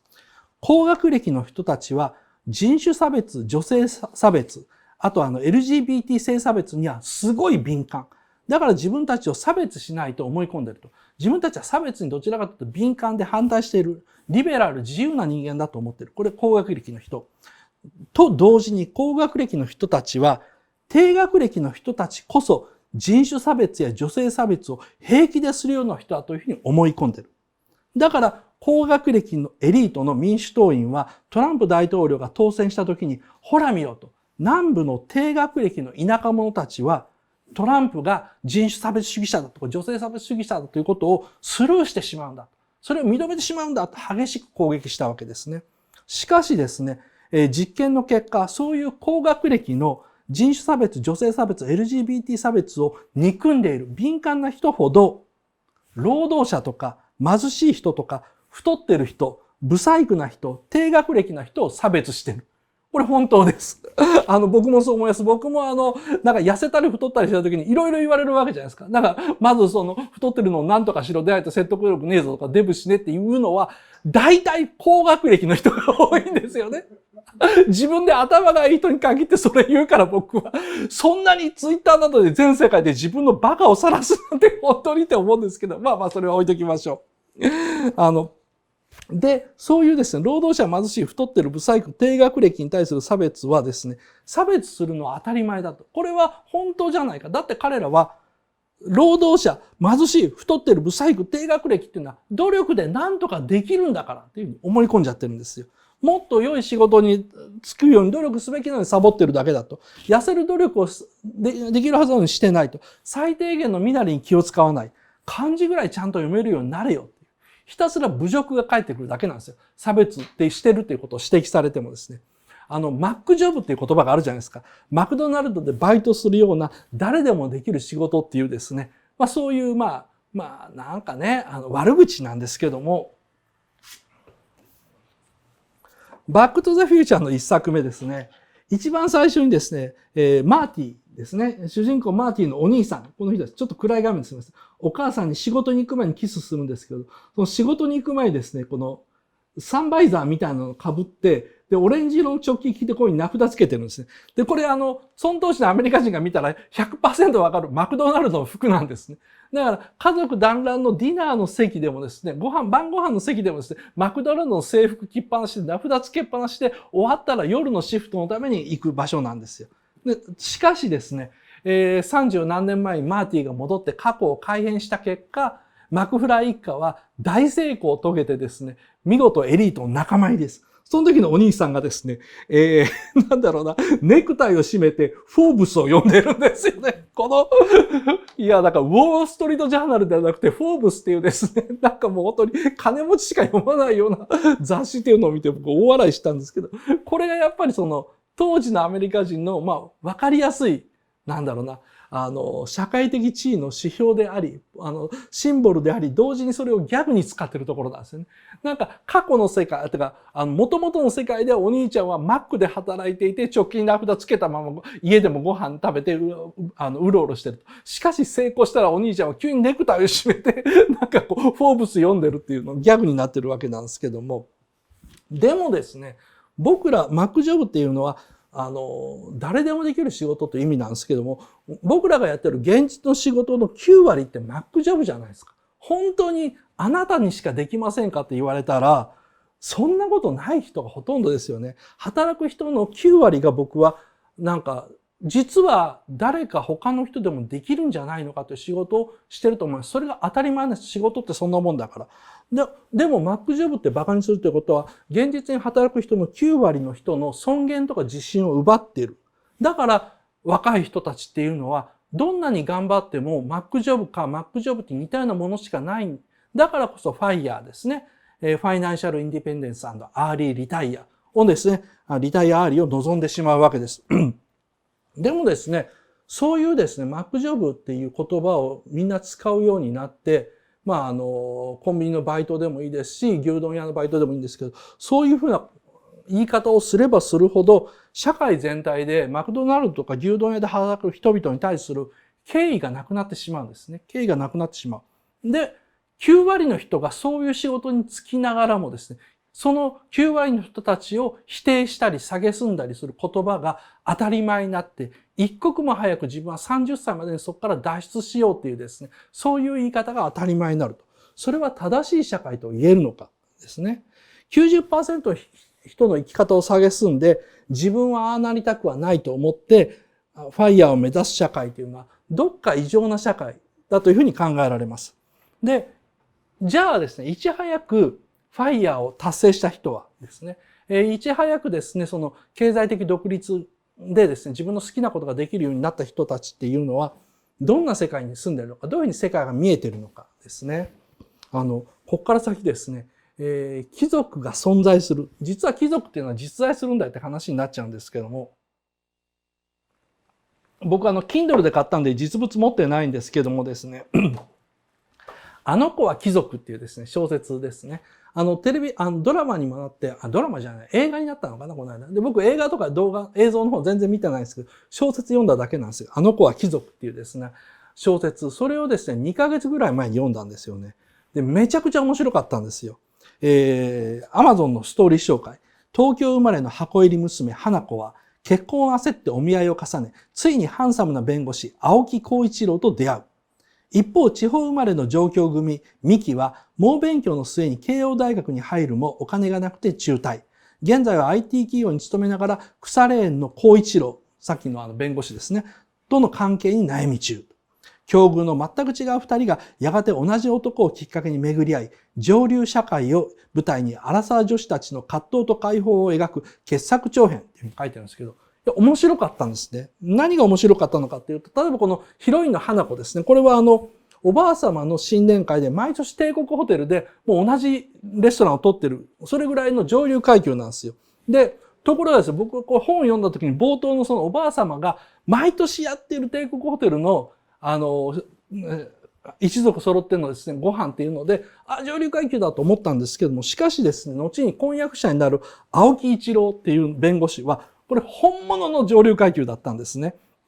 なので、親とか親戚の引いたレールを一切否定しないんですよ。だからもう何をするのかっていうのは親とか親戚とかおじい様が決めてしまって、それに対してですね、反発心みたいなものはあるんだけども、具体的な反発はしないんですよね。で、だから、花子と結婚してもですね、そのもう一人のヒロインですね、ミキ、これ愛人みたいなポジションでずっと楽に付き合ってるんですけど、それと別れようとはしないんですね。なんでかっていうと、自分のお父さんもおじいさんもそうやって生きてきたと。で、彼にとって、その小一郎にとってですね、お父様やおじい様の生き方を否定したり批判するなんて、鼻から思いつかないんですね。そうじゃなくて、本家に迷惑をかけず、本妻ですね、嫁はちゃんと大事にして、その上で遊びたければ、ミキのような女に贅沢をさせながら遊ぶと。誰からも恨まれないウィンウィンの関係ですね。そういうのをですね、やってるわけです。で、一方ですね、もう一人のヒロインミキですね、上京して田舎に住んでいて東京にコンプレックスを持ってきて上京したミキはですね、努力して慶応大学に入るんですよ。ところが、慶応大学ってもその中心に内部進学組っていうですね、貴族社会があるのに気がつくんですよね。これね、言っていいのかどうかわかんないんですけども、マクロスあるじゃないですか。超時空要塞マクロスからマクロスシリーズ。あれをですね、作ってる川森昌司くんですね。テレビ版の時はメカデザイナーなんですけども、今全体のですね、統括のですね、監督からプロデューサーを全部やってるような人です。マクロスの川森昌司くんはですね、この慶応幼稚舎の出身ですね。貴族組なんですよ。で、川森くんの結婚式っていうのが昔あってですね、安野くん、山賀くん、赤井くんの3人ですね、結婚式に呼ばれたんですよ。で、行ってきたんですよ。で、帰ってきてから3人とももう、こんなになってんですよ。呆れたという感じで。で、なんでかっていうと、言っときますけども、山賀は知らないんですけども、安野も赤井も実家金持ちです。特に赤井なんてもう、赤井家って言ったらちょっとしたもんだって自分でも言うぐらいですね、実家が養殖の恋で大儲けしてですね、息子を学費の高い、大阪芸術大学に行かせることができる、平気で行かせることができるぐらいのそこそこの金持ちで、安野の家もそこそこ金持ちだったと思います。なんですけどもですね、しかしですね、川森くんの結婚式でですね、それでは新郎川森昌司さんの幼い頃の記録フィルムを上映しますというふうに言って、フィルムの上映が始まったんですよ。で、それが16ミリフィルムだったんですって。普通、家庭用でですね、あの当時の子供ですよ。あの当時の子供で8ミリフィルムが会場で流れるだけでも、この家金持ちなんだな、家に8ミリカメラあったんだなんですけども、16ミリカメラなんですよ。で、16ミリカメラということはですね、撮影する家に出入りしているカメラ屋がいたってことなんですね。写真屋さんがいたと。上流階級の家ってカメラで自分で撮るんではなくて、写真館に行って撮るんでもなくて、写真屋が来るんですよね。年に何回か。で、家族写真を撮ったりするんですけども、その写真屋が16ミリカメラを持って、幼い頃の川森昌司を撮ってるんです。で、写ってるのがですね、一緒に写ってるのは、幼馴染のって言ったら、その幼馴染の、川森君の幼馴染っていうのが、ドイツ人の女の子なんですよね。同い年ぐらいのドイツ人の女の子と、川森君が遊んでるの写って、幼馴染がドイツ人の少女かよって。3人とも大ショックを受けて帰ってきて、いや、慶応の幼稚舎ってマジですごいって言ってたんですよ。ところが川森くんはスタジオの上に入って大貧乏暮らしを平気でしてるんですよね。だから、本物の名家というか本物の貴族っていうのは金持ちというわけではなく、貧乏暮らしを避けてるわけでもないんですね。なんか、それはどっちにも合わせられるんですよ。スタジオの上でですね、牛乳を毎日匂いを嗅いで、いけると思ったら飲んで、ダメだと思ったら捨てるか、なんかこう、何かに再利用を考えるというですね、生活をしていた時代の川森昌司も、それも本物であれば、ドイツ人の幼馴染と16ミリフィルムに映ってる川森昌司も本物なんですよね。そこが日本の貴族の面白いところなんですけどもですね。で、結局ですね、やっぱその当時僕、バンダイの人たちといろいろ、仕事上の付き合いがあったんですけども、バンダイという会社の中で当時ですね、1970年代の終わりから80年の当時、主流派に残っていけた、上の方のですね、取締役クラスに登っていけたのは、当時の山科誠社長と同じですね。やっぱり山科社長も慶応の養子者組なんですね。慶応の養子者から上がってきたので、慶応の養子者から上がってきた人たちが経営のトップの方に上がっていくと。学閥っていうのはあるんだって僕、その時生まれて初めて。僕もね、庶民の出なのでですね、全くそういう感覚がわかんないですよ。山科社長のところに初めて行った時にですね、壁に肖像画が飾ってあって、本人のですよ。本人とかですね、子供の肖像が飾ってあって、絵を描かせるんだと。油絵で自分たちで絵を描かせるんだ。なんでって思ったんですけどですね。めちゃくちゃ面白かったです。で、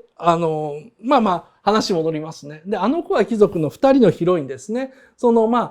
いわゆるお金持ちの家の花子と、もう一人ですね、上京してキャリアを積んできたミキっていうのは、それぞれに成功者なんです。で、お互いを見るとお互いにコンプレックスを感じてしまう。ですけども、本当の貴族とは違うんですね。貴族っていうのは、その生き方っていうのを基本的に他人や家族や親戚に決められてしまって、大して自分の自由にならない人生っていうのを歩んでいる。そういう愚痴をいっぱい言うんですよね。でも、それゆえにですね、お互いを絶対に裏切らない。貴族同士を絶対に裏切らない。内部の結束は固いし、決して秘密は漏らさないんですよね。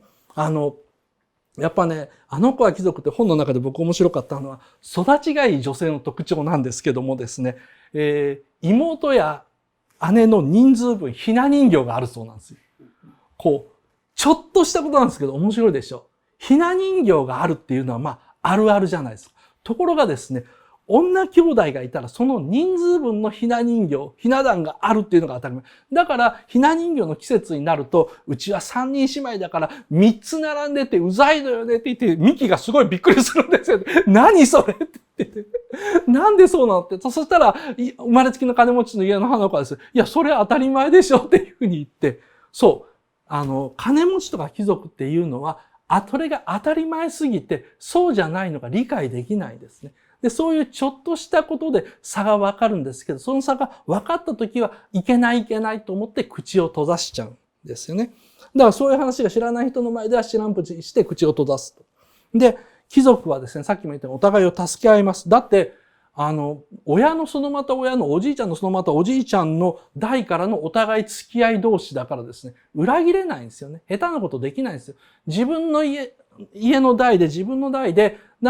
悪いことをしたらですね、何代も続いた付き合いが台無しになっちゃうじゃないですか。だから、その人たちの期待を裏切ったらですね、今度は自分の家族に迷惑がかかると思うから、お互いの身内を大事にするし、おじいちゃんにお前はどこそこ行って仕事をしろとか、あとさっき話に出てきた青木浩一郎っていうその婚約者は、お前はいずれ代議士になるんだから代議士の秘書をやれって言われたら、それまで弁護士事務所に勤めてきてキャリアやってたんだけど、おじいちゃんに言われたからしょうがないよって言って、急に代議士の秘書になっちゃうというですね、そういう人生を歩んでるんですけども、お互いを裏切れないし、お互いの期待を裏切れないっていうのが正しいのかな。で、小山田圭吾は、話と戻りますけども、そういうね、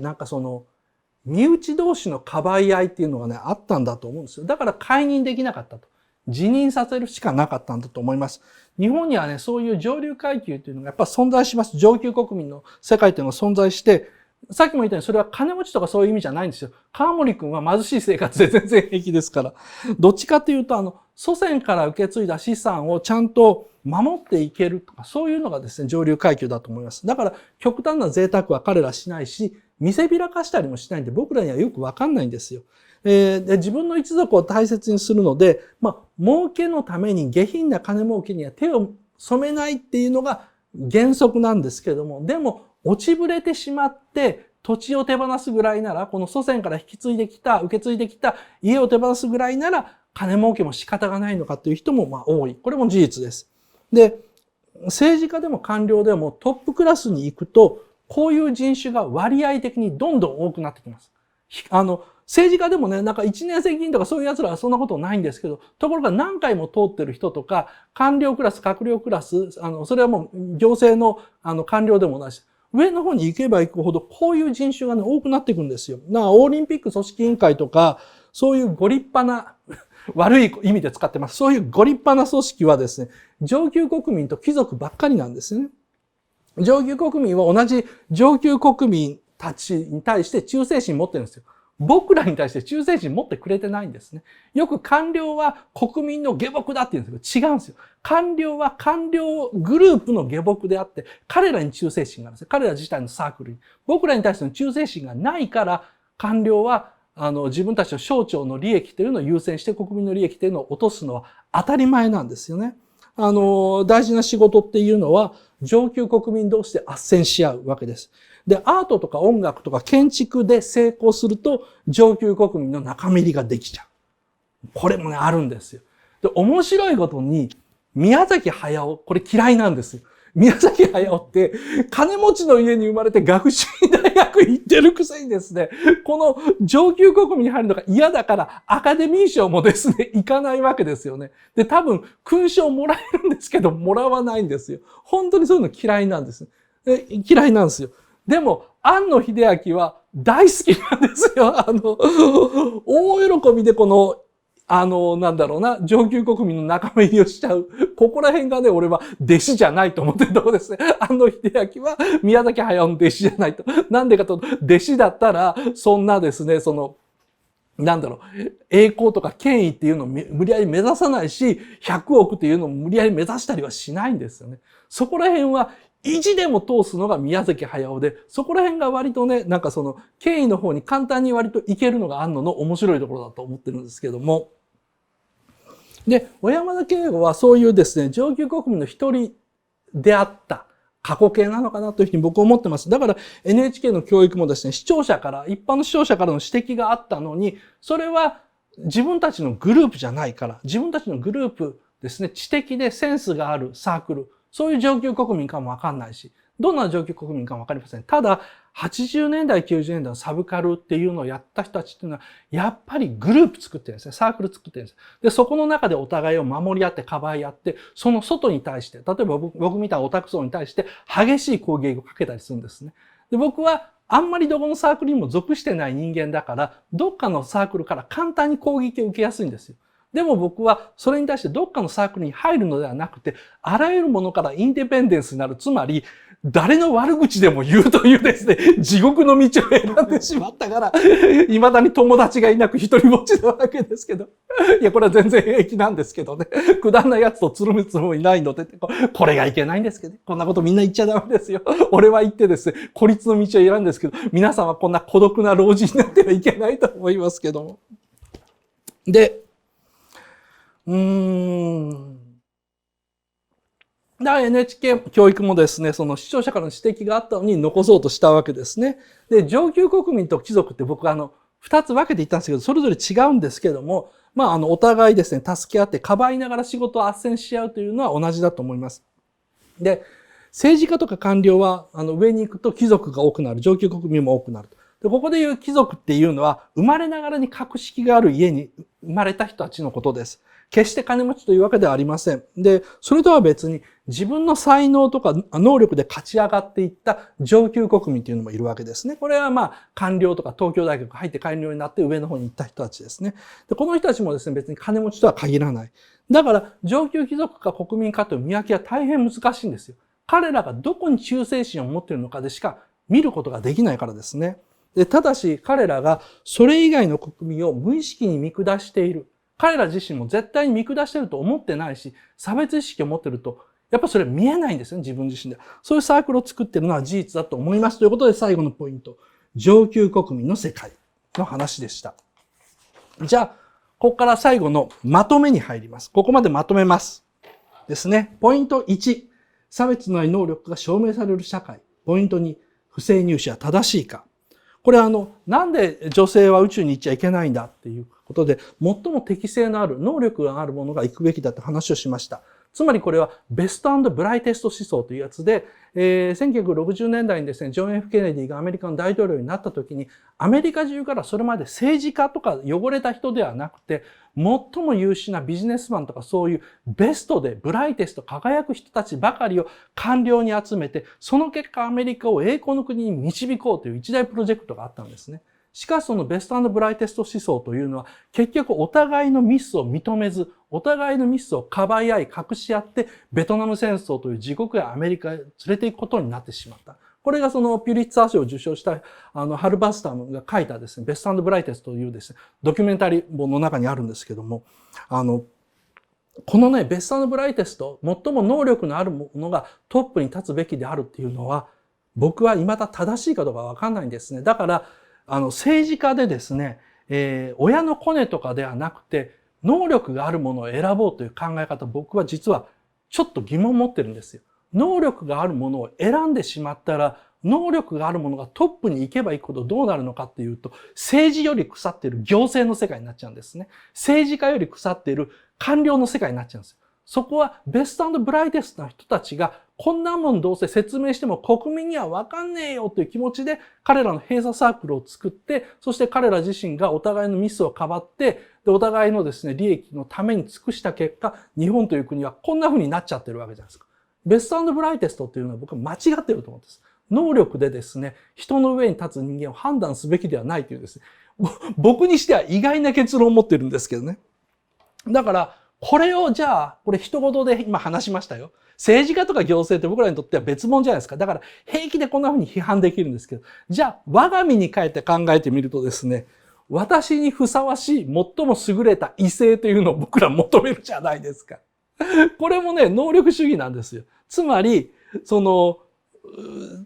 イケメンとか美人とかアイドルとは言わないんだけども、私にふさわしい中で最も優れた人を欲しいからこそ、あれですね、そういうアプリに登録してですね、ベストなものを探そうとしちゃうんですね。そういうベストなものを探すっていうことは、必ずしも幸せなことを呼ばないっていうのがポイント1と2です。ポイント3と4、能力主義は差別を解決しない。ポイント4、能力主義はストレス差別をしないですね。人種とか男女とか LGBT の差別は許されない。これはもう国際的なコンセンサスになって、僕らもそれ自体に反論する人はあまりいないんですよね。しかし、差別反対ゆえのですね、能力主義というのは危険であるですね。能力主義というのは階級社会をステルス化してしまう。なんでかというと自分たちが差別に反対しているという自覚を持つがために、能力主義という差別心を持っていることに気がつかないという現象を起こしてしまう。ポイント5と6。能力も運のうち、絶対平等という悲喜劇。成功者というのは必ず優秀ゆえに成功したとか、努力ゆえに成功したというふうに、結論付けてしまうわけです。で、能力主義は普通の人を差別し、つまりマックジョブという差別して、で、そういう人たちから自信を奪ってしまうわけですね。職人が尊敬されない社会に日本はなってきちゃった。優れた職人はそれだけ多くの富を得るべきだ。つまり、いや、なんですきやばし二郎行くんですか？それは二郎さんのね、握りが特別いいからだって言って、そんなね、カウンターに座って寿司つまんで5万も10万も取る店が正しいわけないんですよ。でもそれを僕らが思っちゃうのは、優れた職人はそれだけ優れた報酬を得るべきだっていうふうにですね、心の中でどっか思っちゃうからですよね。で、歪んだ考え、優れた職人というだけで評価されるべきだし、尊敬されるべきだし、それどころか優れた職人ではなくて、普通にマックで働いている人やコンビニでとか牛丼の店員で働いている人をですね、尊敬しろよって話なんですよ。そうでなきゃ社会が狂っちゃうからですね。すいませんね。ちょっと時々本気が入っちゃう。ポイント7と8。最初からいろいろ持っている人たちと上級国民の世界ですね。上級国民っていうのは見えない階級ゆえに生まれました。上級国民は逮捕されない。ヤンキーの論理で守られてるからですね。なんで、上級国民の人って逮捕されなかったりですね。あと国会でですね、資料を出せとかあるはずだと言っても隠されるのかっていうと、彼らのサークルの中の裏切り者になるのがみんな嫌だからですよね。先行に立ちは売れねえよ。同じなんですよ。僕らが持ってる感覚と。例えばその森友学園問題っていうのがあるじゃないですか。で、僕政治のことは本当に興味なしでわかんないから間違ってることを言うかわかんないですけど、間違ってたらごめんなさい。当時の総理大臣のですね、安倍さんに不利な証拠があるから、それを国会に出せないというような流れだったと思います。もう僕はそういうふうに理解してます。出せるはずないじゃないですか。だって、なんでかっていうと、出せって言われてる人は、霞が関官僚っていうですね、身内の世界に生きてるわけでしょ。だったらですね、ダチのそんな改ざんした資料みたいなものをマスコミとか国民っていうですね、先行に売れるか。こんなことできるはずじゃないですか。僕らですら、ダチを先行に売れないっていう世界観持ってますよね。倫理観持ってるんですよ。彼らも全く同じなんですよ。彼らは官僚でエリートだからじゃないんですよ。彼らは彼らで僕らに目に見えないサークルを作ってて、だからダチは先行に売れないと思ってるだけなんですよね。全く原始的な本能で彼らは行動してるんですね。コミュニティの倫理が法律より優先するからですよ。でこれをですね、非難する人は、じゃあそいつは友達を先生に告げ口できるのかって話になっちゃうんですけども、できないでしょう。国民への奉仕より霞が関の論理が優先する。それはなんでかというと、学校への忠誠心よりダチとのつながりが優先する。僕らの気持ちと全く同じなんですよ。だから、ダチをチクるような奴は許さない。もう自分もそんなことできないから、森友文章っていうのは出てこない。もしくは塗りつぶされたものになっちゃうわけですね。で、よいしょ。サンデル教授は、こういう事態にですね、どのように対処すべきかっていうと、階級はまず肯定します。結果、人間が社会を作って生きている結果、貧富の差は発生するし、その貧富の差っていうのをお互い正当化することによって、上級国民みたいなものが出てくる、もしくは貴族みたいなものが出てくる。それはもう否定できないから、それは肯定します。で、その代わりにですね、彼らはそういう階級にいることを自覚させて、それより大きい他の共同体にも所属しているということを自覚させろっていうのが結論なんですね。だからこの本の結論すごい分かりにくいです。Amazon のレビューとか見てもらったら分かるんですけど、みんな問題定義は分かるんだけど結論が分かりにくいって言ってるのは、サンデル教授が言ってるのが、その根本何かっていうと、階級は肯定している。しかしその階級に所属している者たちに自覚させて、それよりも大きい共同体に自分たちが生きていることを分からせろっていうふうに言ってる。そのためには議論しかないっていうふうに言ってるんですね。ハーバードでですね、この本を出す、こういう講義をするのはそこなんですよ。エリートによるエリート思想批判だけがエリートの分断を防ぐわけです。上流国民のみのサークルというのの存在を許さないですね。先行にダチは売れない。これはもう人間の本能でどうしようもないことだとしたら、この叫びは本能レベルなんですよ。人間の業なんですよ。じゃあ、それを超えるにはどうすればいいのかっていうと、先行もダチなんだよしかないんですよね。先行もダチなんだよと。つまり、連帯の階層化しかない。その連帯意識を階層を飛び越えて持つしかないんですよ。あの先行はな、俺の家族でもあるんだよ。だから、お前はダチだけど、俺はあの先行裏切れなんだ。っていうような、この理屈しかないですね。階級を肯定する限りは。上流国民を孤立させてはいけないんですよ。ここ、ポイント。上流国民っていうのは、彼らは孤立しちゃってるんです。それを孤立させてはいけない。同時に、下級国民も孤立させてはいけないですね。それぞれが、彼らが持っている、連帯とか、あと身内意識っていうのを否定せずに、多数のレイヤーを用意して、その別の階層ごとに取り込んでいくんですね。つまり本当に言えば、その人たちが持っている趣味とか、住んでる場所とか、それごとの、サークルがあって、そこにも忠誠心を持つようにしていく。つまり、議論をどんどん大きくしていくことしか、これを乗り越えることはできないという結論になっています。多分ね、これが、そんな風に分かりやすく書いてくれてないんですよ。でも、こんだけ時間かかったんですけど、これが精一杯分かりやすく翻訳したサンデル教授の訴えです。これをですね、具体的にじゃあどうするのかというのを考えて、実現するのはですね、皆さんの仕事だと思います。僕の仕事はここまでです。お疲れ様でした。今日の無料講義はここまでです。疲れた。じゃあ、アンケート出してください。いやー、めんどくさかった。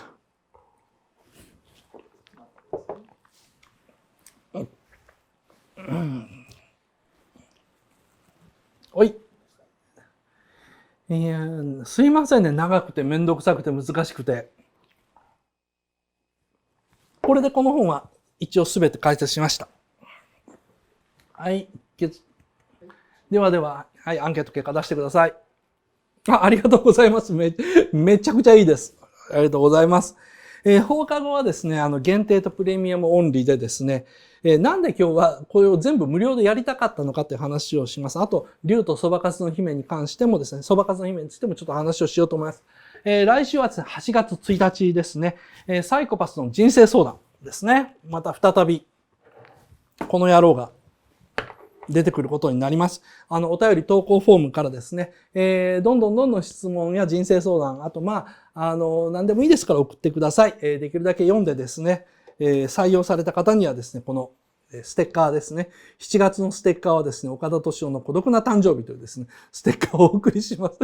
巨人の星からの頂きなんですけどもですね。ではお疲れ様でした。では、限定の方に切り替えてください。岡田敏夫の YouTube を見てくれてありがとうございます。